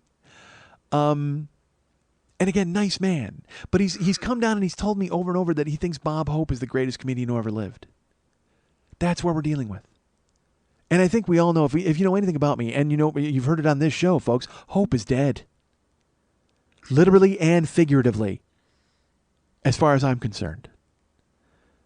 But he tells me about Bob Hope, and he tells me about, he brought down a book. He's like, look what I found. And he hands it to me, and it's a book on how to perform stand-up comedy. By David Brenner. Oh my God. From like 1976. You know what? I checked that. Not David Brenner, Richard Belzer. Oh. It wasn't Brenner. It was Belzer. Worse. And look, and it's from 1976 when Belzer was really funny. Okay. And he's like, you ought to take this and study up on it. I'm like, you know what? I'm okay. I said, I appreciate it. He goes, no. And then he had another book with him. He brought down 2 books for me. Another one it was a book on the great comedy duos and teams of all time. And it was like 300 pages. I knew there were the Three Stooges, the Marx Brothers, Laurel and Hardy, and that was it. But this has got like all those vaudeville ones, like, Pie Face and Johnson and like all this bullshit that nobody likes except Lily, who wants that book. And he's like, here, take that and study up on it. It was Leonard Maltin wrote this, and it's written it might be in Courier font 6-point. I mean, it's like that tiny. You have to read it with a magnifying glass because it's a tiny book, but it's thick, and it's like 350 pages of comedy teams. And I'm looking, and he hands it me, and he's like, yeah, it's always good to study up on your craft. And this isn't my craft. It's not my craft. He's like, well, yeah, Belzer, he's the funniest guy. Oh my God, he's so good. And he's got that kind, he's great. And he hands it to me. He's like, you check that out. And maybe there's some pointers in there. I've been doing this 20 years. I'm not good at it. Mind you, I get the fact that I'm not good at it, but I found enough people who I can fool that I'm okay at this point. I don't think Belzer's book from 76 is going to teach me anything that changes my career. But it doesn't matter. He will not take no for an answer. He hands them to me. And I'm supposed to read them. So So he's been making his way downstairs, and he's been talking to me more often in the middle of the night and for longer amounts of time, like 45 minutes. He'll hang out, and it drives me fucking crazy. So he looked at me last week, and he sat down and he starts talking about comedy. And he's talking about, the thing is that's, it's all about comedy and being funny, and it's the element of surprise. He starts telling me all about how to do comedy and how jokes work.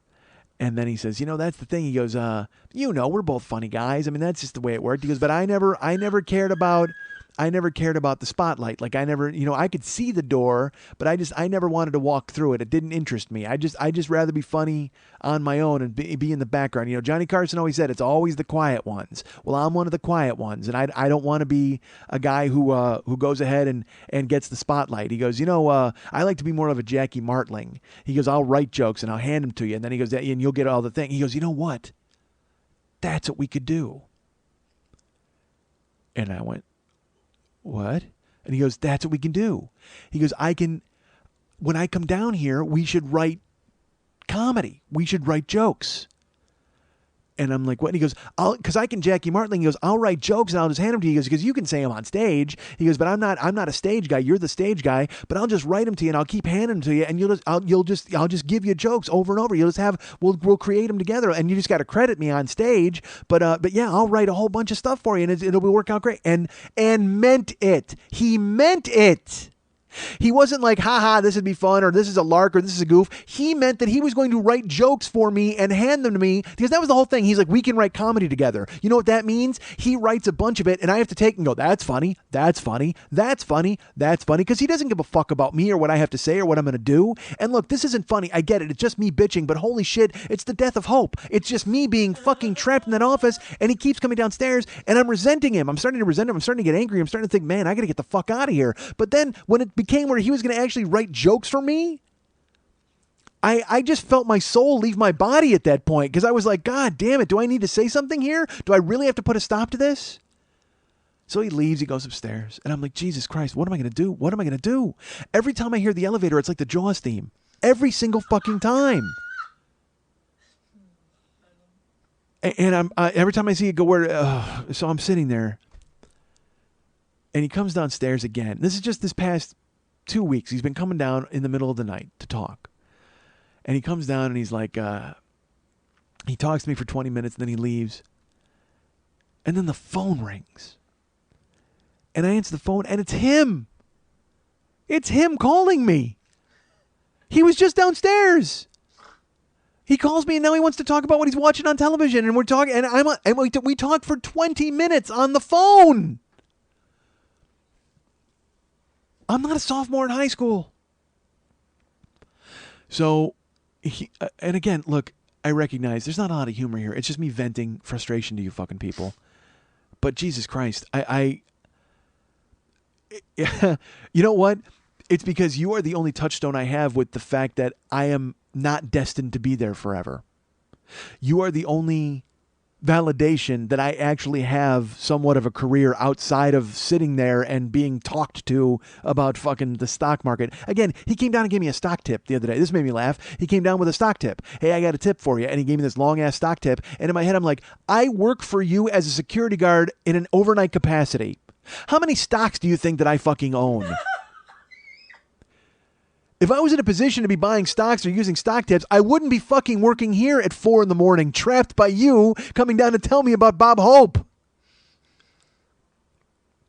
And I'm not looking for validation from you guys to write me and go, oh my gosh, you're okay. You're much funnier than that. I know I am. But still, I guess, you know what? The rest of the week I have to get talked to. So now I talk. Maybe that's why I'm doing these longer shows. Maybe that fucking explains it. Because I don't get to say a fucking word from Sunday or Saturday through fucking Tuesday. So then when I get here Wednesday, I got shit to say, for fuck's sake. Because I haven't been able to talk. I haven't had to sit there and been fucking just jawed at. And again, nice man. He's an intelligent guy, nice guy. It's just, I just have nothing. There's just, oh my God. Do you hear this? I can't even finish a fucking sentence. I can't. So, last week he comes down to talk to me and he says, hey, I got a favor to ask you. And I'm like, okay. And he says, you know what? Can I get a ride to the hospital? because he has a medical procedure that he has to undergo. And in my head, I'm just like, you can't say no. I mean, you can't say no. And I do genuinely want to help him and take him to the hospital. I don't mind. But it's like in my head, I'm going, that's going to be the worst ride of my life. Like, I mean, I may need to go to the emergency room afterwards as well for bleeding ears or just because I wrapped my car around a telephone pole during the ride. I don't fucking know. But I told him, sure, I'll take it. And he's like, oh, yeah, I got to go and do this procedure. And because he's a guy who's had a lot of medical problems over the past couple of years. So, he's kind of on the other side of it now, where he's coming out and he's going, all the stuff he's going to do now is all to make sure things are still working properly. So he's like, can you take me? I said, yeah. And then I left that night and I went home and I looked at Karen and I said, I don't know what to do. And she was very nice, and she played the role of me as I talked at her for fucking 20 minutes about what the fuck I was doing. I said, and now it's creeping into real life. Like, he wants me to take him to the hospital and then pick him up. Because that's the thing. He said he had to go for this procedure. He goes, yeah, you just take me out there, and the procedure takes about 3 hours, and then you can just hang out there, and then when I'm done, you can take me home. And this is after my work, after my job. And I'm like, well, no, I'll drop you off, and then I'll come home, and then I'll come pick you up when you need me. He's like, well, but I don't know exactly the time. And, you can kill some time around there. Like, maybe go get some breakfast, but it's just, I don't know how they're going to work it, but you shouldn't get too far away from the hospital. And I should tell you, there's a hospital, right by my house that Karen used to go to all the time. Nope. He went to the one that's fucking, 35 minutes away. I can't tell the guy what fucking hospital to go to. So, which is fine. So I go, all right, yeah, I'll take you. And I go, but I'm going to drop you off, and then I'll come back and get you. Because I'm not going to sit I've been in hospital waiting rooms for people I wanted to wait for. Fucking horrible. So, sure enough, the night before he wants me to take him, I get a phone call downstairs, and it's him. And he tells me, hey, you don't have to take me to the hospital. And I said, oh, okay. And he goes, but do me a favor. He goes, I'll drive there, and then you come pick me up. And then you can take me the next day to pick up my car. And I said, okay. I mean, I guess so. And he goes, yeah. And he goes, it'll work out great. Because then we can stop and have breakfast. And we can hang out. I'll buy you breakfast and we'll talk. And in my head, I was like, oh my God, no. This is buying more time with him? Like, part of me just wants to go, look, I will give you $1,000. I'll pay some immigrants at Home Depot to carry you to the hospital. I don't fucking care. But I'm like, I can't say no, because again, he's a nice man who's done good things for me, but Jesus. So I just, in my head, I go, all right, well, I grab Hope around the throat and I strangle the last remnants of life out of it. And I go, yeah, it's fine. I'll take you. So he goes and I see him. He wakes up in the morning. He's like, all right, I'm going to go now and then I'll call you and you can come pick me up. I say, great. He calls me 2.5 hours later. The hospital actually called me because he was, out or whatever the fuck, and I got to go pick him up. So I had to park. I go into his place, and when you walk, the hospital, fuck, it's just, everybody's sick. It's so depressing. So I walk into his ward where he is, and there's all these people in beds, and they're moaning, and they're just laying there, and I hear his voice booming out of the place, and he's got 2 people that he's sitting with that he's entertaining. He's talking to them, and they're laughing, and everybody. And the thing is, he's like the life of this ward. Like, everybody else is so sick and dead, and he's so happy and strong because he's come out on the other side of this, and he's actually giving them hope. It's funny. He's taken all of the hope that he's stolen from me, and he's passing it out to the people in this hospital ward because they see that you can recover. They see that you can become the person you used to be, or maybe even a better version of what you used to be, just by following the doctor's orders. And he's standing up and he's basically telling them that. Like, he's this weird, almost an evangelical presence where he's, with me, he's talking about the stock market and tennis and bullshit, but with them, he's talking about living well and drinking water and staying this, and they're buying it. They're all into it. And part of me is like, well, this is your fucking element. Why don't you just stay here, for fuck's sake? But it was amazingly transformative to watch him, and it made me sad because I went, you know what, dude? You're a dick. You're a dick. All he wants is to talk to you. He just wants to talk to people. But I'm not being that unreasonable because he talks at me and he doesn't let me talk ever. And I'm not sick. I'm not moaning. I should be. Maybe that's the thing. Maybe I need to be sick to understand just how much of a fucking transformative presence this guy is. But as a normal human being, oh my fucking God, let me plug my ears. But still, watching him change a hospital ward into a bunch of people who actually had hope, it was amazing. So I pick him up. We leave. We get in the car, and he's so proud because he did his test, and when he got out of there, he said, hey, you need this bed? And he was able to stand up on his own. He didn't give a fuck, and he let somebody else have the bed who was sick. And he was so proud that he wasn't sick anymore. And and he's talking to me in the car, and it's all about how his life is back and how he's happy to be alive, and he didn't know what it was going to be like, but now he's so happy to be this. And I recognized that person. That person was me in 2006. After I had my surgery and I was lifting and I was running and I was doing things, and I realized I've had my life back, and now he has his life back, and he wants to tell people about it. It's an experience he wants to share, and I, of course, want nothing to do with that. He wants to come down and share with me his life, and that he's feeling good about himself and in the things that he enjoys, and I shut him out. I'm selfish because I look at it from my point of view rather than from his point of view, and I felt bad. I should have been feeling good for him, but I felt bad because I was like, man, are you a dick? I might be a dick, and I am a kind of a dick, but I didn't think I was that big of a dick, and I'm not really a dick in this case, but I was being a dick, sort of a dick, whatever.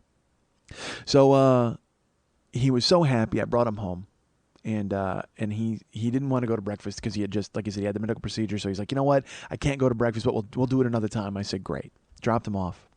Came to work that night, and then he came downstairs at 4 a.m. He's like, you want to go get my car? And I said, really? I thought you didn't want to get it till later. And he goes, no. He goes, well, do it now. Let's do it. So we drove all the way to get his car.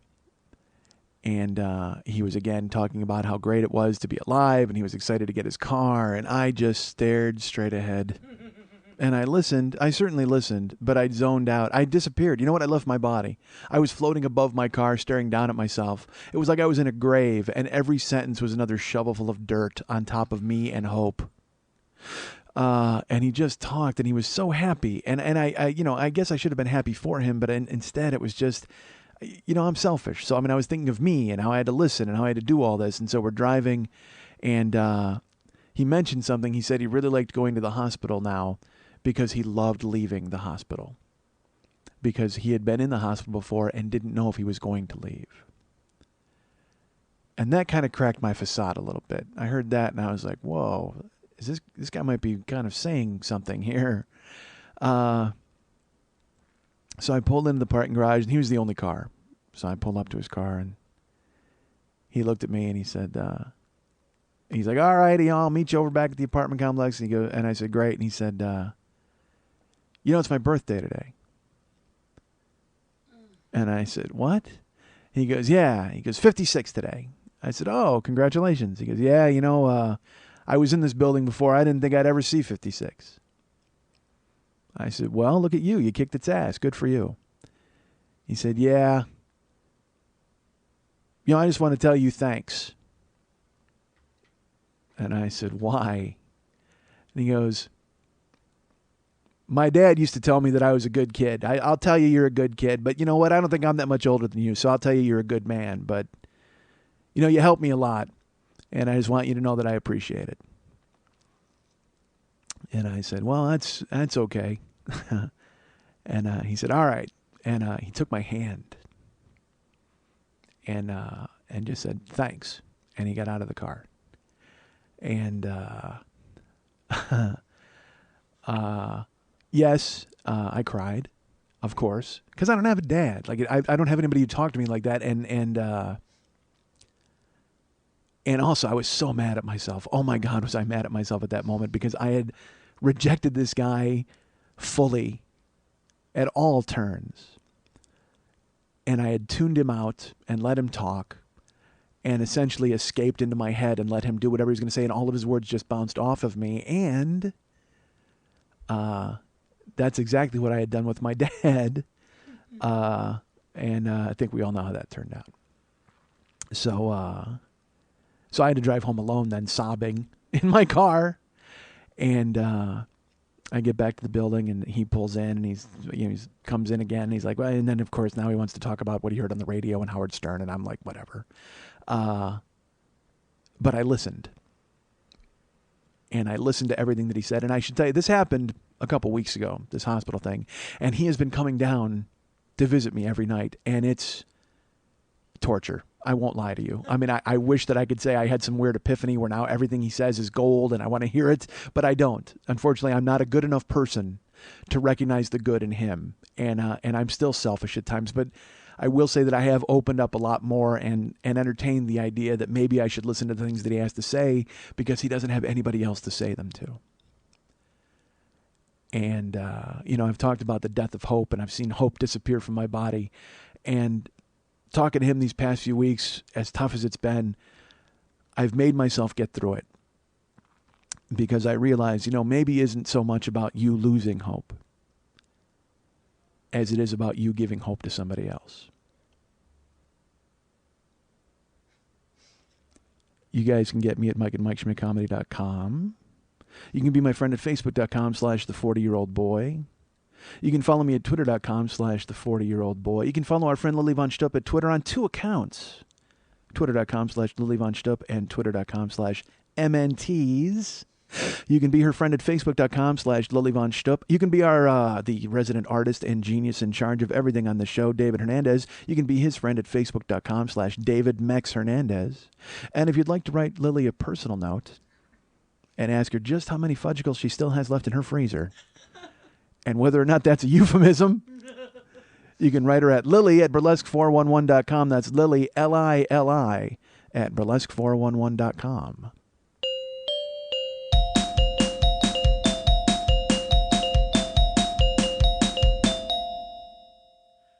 Drink your coffee, Mars. Hold some pencils, Mars. Soak your false teeth, Mars. Hold more pencils, Mars. Throw a Garayever on these mugs. There's Flame Bush Mini on these mugs. Go buy these wicked awesome mugs. At MikeSchmidtComedy.com. Mugs, mugs, mugs, mugs, mugs,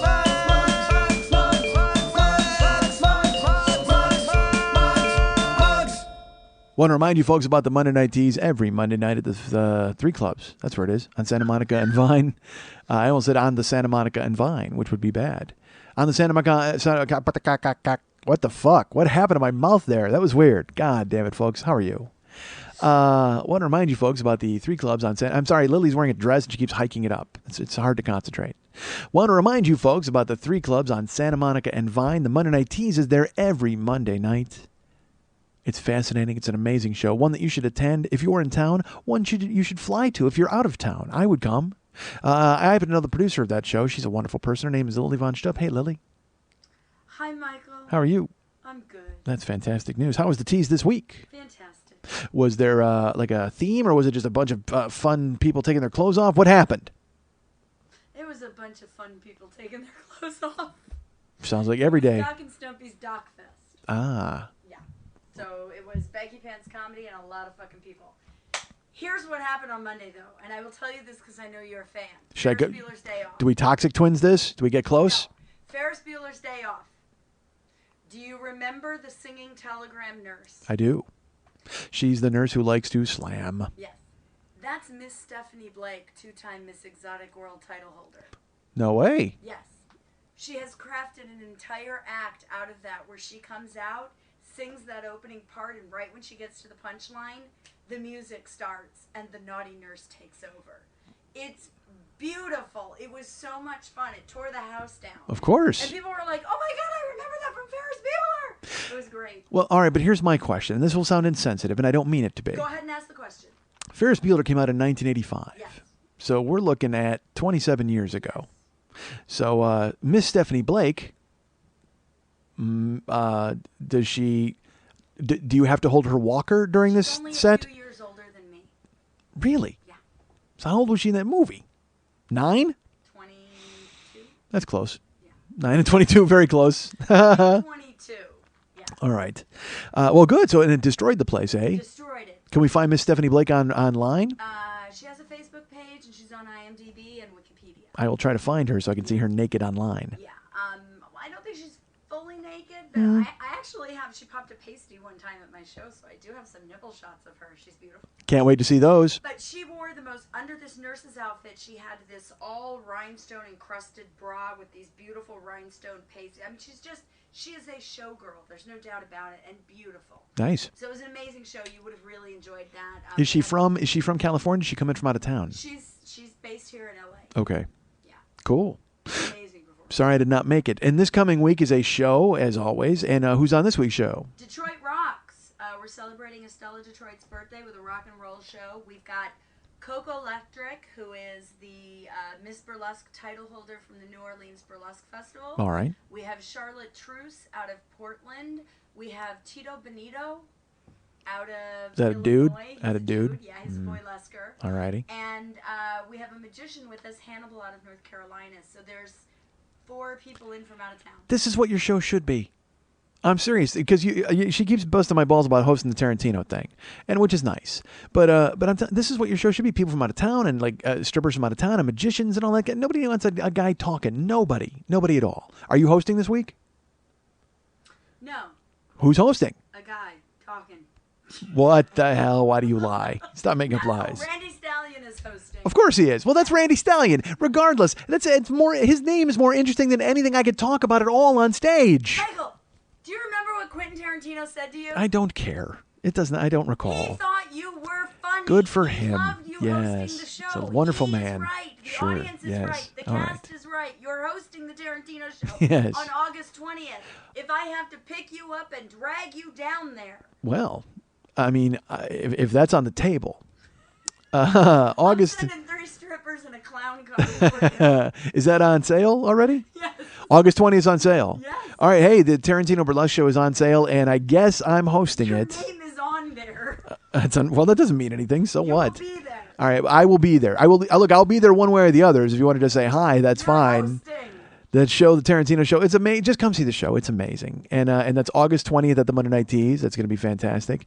And last week's show, great. Next week's show, great. All the shows, Detroit Rock City. You got to lose your mind next week at the Monday Night Tease. Detroit Rocks is going to be awesome. That's exciting. All right, well, good. And are you stripping this week? Or are you hosting? Or you're just hanging? No, I'm stripping in 2 other shows, not my own this month. Want to plug them? Well, the book that I was featured in, It's All That Glitters. Okay, the All That Glitters book, which we actually plugged on Kickstarter and wound up getting funded. Yeah. That book release party, again, Charlotte Truce and Coco Electric are both performing at that next Thursday. This Saturday, I'm hosting and stripping at the M Bar in Good Old Burlesque, which is Bobby Burlesque's show. So that's this Saturday. You're at the M Bar. At the M Bar. And tickets are on sale online? Tickets are on sale. Go to BobbyBurlesquePresents.com. Go to Bobby Burlesque, and is it Bobby IE? BOBBI. Yeah, it's Bobby with an IE, BobbyBurlesquePresents.com, and tickets are available to see Lily this week at the M Bar in Bobby Burlesque's show, and then next Thursday at the All That Glitters book release party show, which was funded by Kickstarter, and a lot of you contributed, and thank you so much for that. We appreciate it. And so that's next Thursday, and Lily will be doing a routine. Do you know which acts you're doing at either one, or do you want to surprise people? No, I'm doing my Avenue Q Lucy the Slut number. All right. At Bobby's show, and then I'm doing the I'm Tired number. Nice. All the glitter. Perfect. Oh, because it goes perfectly with the book. Yeah, that's the costume I was wearing. Go see Lily all over the place. Can they get this information on your Facebook page as well? Can. Facebook.com/LilyVonStupp. Go be her friend and read all this information. And don't forget to MondayNightTees.com for all of the information regarding the Monday Night Tees and upcoming shows. Tickets available for August 20th for Tarantino. Tickets available for next week for Detroit Rocks. Get them all now. Go to my Facebook page at facebook.com/the40year-old boy. There's all sorts of pages that want me to come to their town and visit them. Bring Mike Schmidt to Detroit, to St. Louis, to San Antonio. We got a big boost in San Antonio last week. And by that, I mean like 5 people joined, that's actually a big deal compared to how many had been on. I want to come back to Texas. I would love to, folks. So let's make that happen. Detroit, St. Louis, all of these shows I would love to make happen. Go ahead and sign up on the pages so I know that there's support to bring me there. And thank you. I want to come to those places. Remember that I do have shows coming up. In October, I will be at the Latvian Society in Philadelphia, Pennsylvania on October 19th. That's a Friday night show. Come and check that out. I'd appreciate it. There's a bar there. There's going to be a meet and greet in the back room. It should be a big deal. Well, not a big deal. It's a big room, but we'll have fun and come out and check it out. Remember, going backwards from that, September 14th, I'm at the Venture Theater in Green Bay. Excited about that. And again, like I mentioned last week, a lot of people were contacting me about the Bears tickets. Please don't do that. I'm already seeing the Brewers on Wednesday, and then I'm already, if I am seeing the Packers game, they have season tickets and they think they're close. So that's fine. I just don't want it to turn into a thing where somebody gets tickets and then I can't go with them. So it's nice of you to make an effort. And as we get closer, if something falls through, I'll certainly reach out. But if you're going to do something, buy tickets to the show. That would be great. Come out to the Venture Theater in Green Bay. They're putting together a theater there. They're trying to get that off the ground, and they do comedy there every week. So go to Venture Theater it's VentureTheaterOnline.com. Honestly, I don't know. Google Venture Theater. There's one in fucking Montana. It's not it. There's one in Green Bay. It's like just below it when it comes up on Google glad it's the second one. So our friend Mike runs it, and I'm excited to go and do the show there. So that's September 14th, 8 o'clock p.m., Venture Theater in Green Bay. And remember that September 8th and 9th, I will be in Portland. I'm getting to town. I'm still you know what? I'm trying to buy. All right, let me reach out to you people and ask you about this. I was looking at plane tickets. I wasn't sure if I was going to fly in Thursday, be there Friday with really, possibly a show or possibly just nothing, just hanging out or getting together, and then Saturday doing the actual dash and then flying home Sunday. Or if I'm just going to fly in Friday and then we can hang out Friday night, that sounds like a plan to me. I don't think I need to come in Thursday, whatever. I was looking at prices and things like that. Let me know if you guys think that would be something interesting. I think Rich said his band is playing somewhere on Friday, possibly, but it all depends on the flight, whatever. I'm trying to find if we want to do a dinner thing. Who knows? But I know that the run itself is on Saturday, and maybe Saturday night we can hang out, or maybe not. Who cares? You don't care. I know you don't. But I'm looking forward to it. So I will be flying to town in September. Portland, that's the week before Green Bay, September 8th and 9th. And then, folks, let's tell you about this. July 27th. That's next Friday.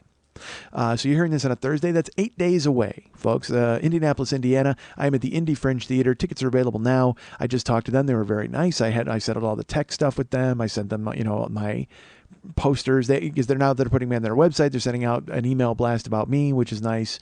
It's funny. They had asked me for promo when I booked the show, and I sent them promo, and they never used it.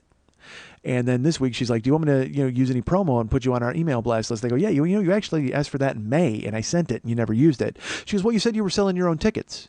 And I said, "Well, yeah, and I'm not using your box office, but I can give you the link for tickets if people want to buy them through online." And she's like, "Oh, okay, yeah." So I guess for 2 months that could have been on their website, but it wasn't. But that's fine. Whatever. So now it is. But tickets are available at brownpapertickets.com for all of the shows that I mentioned: Indianapolis, Green Bay, and Philadelphia. Hey, Indianapolis, buy some tickets, because again, right now it's grim. I won't lie to you. So go ahead and pick up some tickets. That'd be great. I'll be there in 8 days. And usually we have that last week thing where people decide that they want to go ahead and buy tickets, but we'll see if they do or they don't. Remember that October 12th, I think, or the 13th and 14th, I have no idea. That's the LA Podfest. I would have found out a lot more about it this week if I had made my appointment for Comedy Film Nerds. Because I was supposed to do their show tomorrow, Thursday, right? Tomorrow's Thursday, and I was going to record their show. Yeah, Tuesday. I was supposed to be there Tuesday. I found out when I woke up Tuesday night and looked at my fucking voicemail, and there was Graham. And I felt like an idiot. So I did not do their show. Hopefully soon. But the LA Podfest is in October. I believe it's the 12th, 13th, and 14th. Go check it out. All sorts of people are going to be there. The Sklar Brothers and Who Charted and Earwolf and, of course, Chris and Graham and Andy and Dave and Greg from Walking the Room. Huge show. Never Not Funny, me. Going to be great.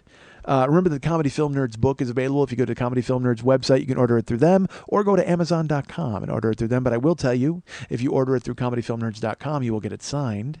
So that's going to be great. And also, what's that face? Ha! That face is the podcast site has a schedule up. What are you talking about? I have no idea what you're saying. The LAPodfest.com has a schedule up now. There's a schedule. I'd click over there and see. Yes, Oh, would you like to know when you're recording? Oh my God, yes. Actually, yeah. So they have my showtime on there? Yes, you are recording on Saturday at 11 a.m. No. Yeah. 11 a.m.? You're not the earliest record, though. Who the fuck's before me? Todd Glass at 10. Apparently he's a morning person, too. Wait, all right. No, hold on a second. Let me tell you this. First of all, Todd's show also goes like 2.5 hours. Who's after me at noon? There isn't. Well, there is. The ballroom has Todd Glass at 10 a.m. and Risk at noon. Okay. Espada room has the 40-year-old boy at 11 and Dork Forest at 1. So I'm in the Espada room with Murph and the Magic Tones. Yes. All right. At 11 a.m. What the fuck? Don't they know that I'm a vampire? I can't be out in the sun. I gotta be down there and ready and put together. Yeah. Wait a minute. You know what, dude? I gotta stay up like all night, probably, right? Don't I? I'm not gonna sleep. I gotta do a fucking show with no sleep, like fucking sleepwalking. Oh my God, dude. whatever the fuck. Go to the show. Now you gotta go just to see what the fuck's gonna happen. I have no idea if I'm gonna sleep or not sleep. Pass out on fucking stage. All right, so the other shows are in the big ballroom. Yeah. So Todd, all right, so it's not like I'm gonna collide with Todd. I mean, I am. Todd will be going on while I'm going on, so people have to choose between me or Todd, which is great because then we'll have me and you and one other person in the fucking room. Well, I think I'll just do it topless then, because I think we can compete effectively against Todd if I'm topless. I'm excited. That's a good plan. Solid plan. All right, Lily's going to be topless. You heard it here first. And you know what? Not because she wants to be topless, but just because it's 11 a.m., she never gets dressed before noon. No, I just want to beat the shit out of Todd Clapp. Todd's the best. It's not Todd's fault he's going to rout us. I'm just going to walk in and go, hey, everybody, Mike's podcast is starting now. With your tits Talk out? about my titties. All right. Bring Don't it say on. titties. That's not good. All right. Maybe we'll get Todd over. Todd comes over and he joins us. We'll do a combination show.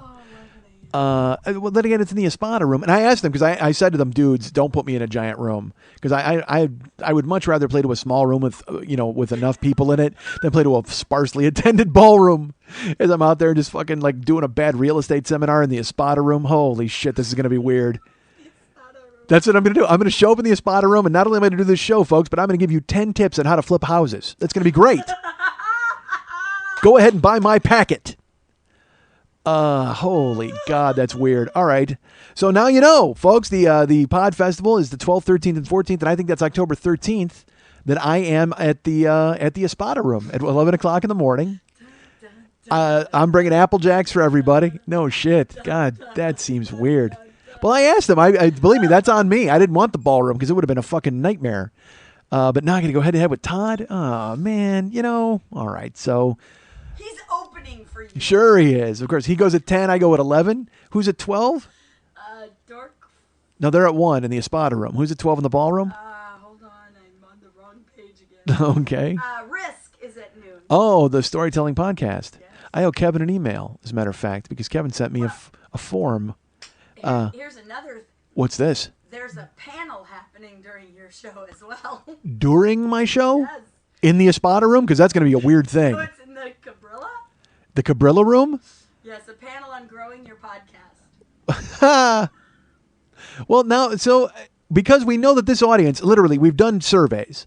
My audience is literally 1/3 Todd Glass fans, 1/3 Risk Storytelling fans, and 1/3 fledgling podcasters who want to grow their show. I am fucked. I am going to have nobody come and see me.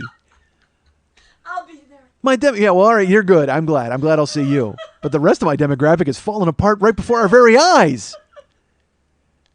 God damn, the Espada room. Espada.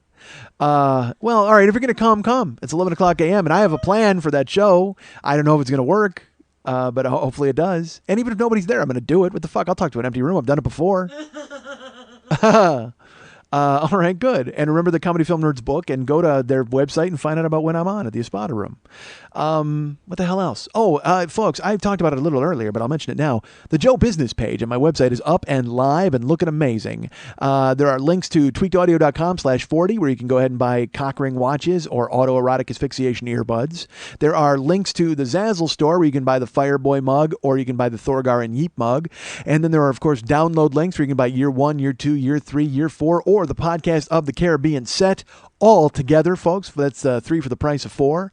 And now, of course, we have the t-shirts on sale. We have Red Boy. We have Scar Panda. Those are available now. You can order those via the site. And also artwork for the show is available if you want to order a print, an autographed print, autographed by myself, our friend Lily, our friend David Hernandez, Mex. Go ahead and order artwork, and it's 8.5 by 11. We will sign it and ship it to you, and it'll be amazing. All of this stuff is the same price. I tried to keep it symmetrical. I tried to keep it all in the same family.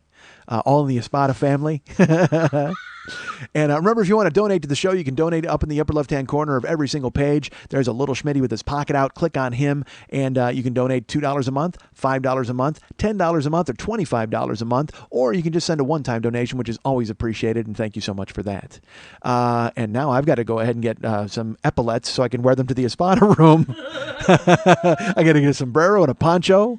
And actually, that's also after Portland, so I'll probably still be on crutches at that point. So I'll have to have a jazzy. I'll have to start riding a jazzy around. God damn it, I need a jazzy. Oh my God, how perfect would that be? Did I ever tell the story about how I rode the jazzy in here in Walmart? I told that story, right? God damn it, that was great. And fuck, you know what? People take those jazzies and they take them for granted. People are assholes in those jazzies. Did you see the woman from Boston who rode the jazzy onto the escalator? It's the great. See it immediately. I don't know. Remember I talked earlier about your brain being clouded with fat and you don't know what the fucking how to behave. She drives toward the escalator. She drives her jazzy onto the up escalator and starts to go up, and then it just fucking flips her right over and lands on top of her. She turtles. She can't move because she's kind of half fat and half crippled, and then she's covered in jazzy. And a dude goes sprinting down to try to help her, and she's rolling. She's like rolling with the fucking stairs, and then he trips and falls on top of her, and he's trying to. And then a woman runs over and hits the fucking emergency button. But this is the worst part of the whole story. This fat idiot drives her jazzy onto the escalator and thinks it's going to take her up the goddamn stairs, and it flips over on her. She's covered in jazzy. They're trying to rescue her. They stop it. Guess what happens? They are able to help her up and walk. And she walks down the stairs on her own power.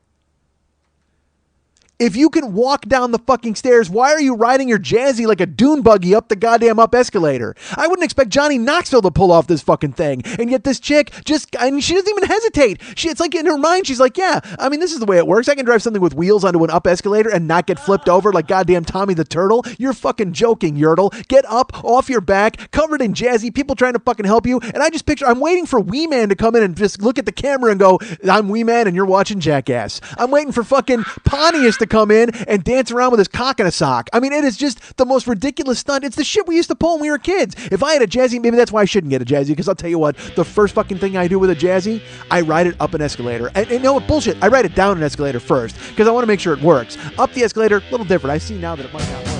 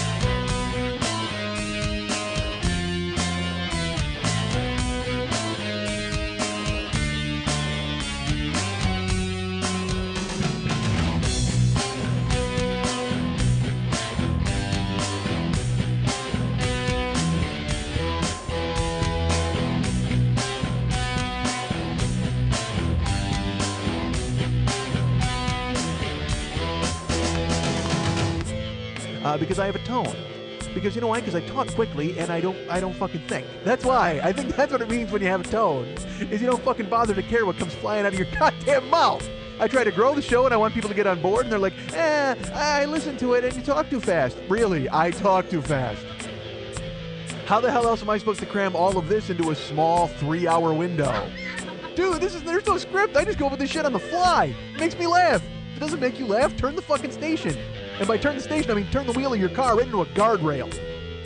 Jesus fuck.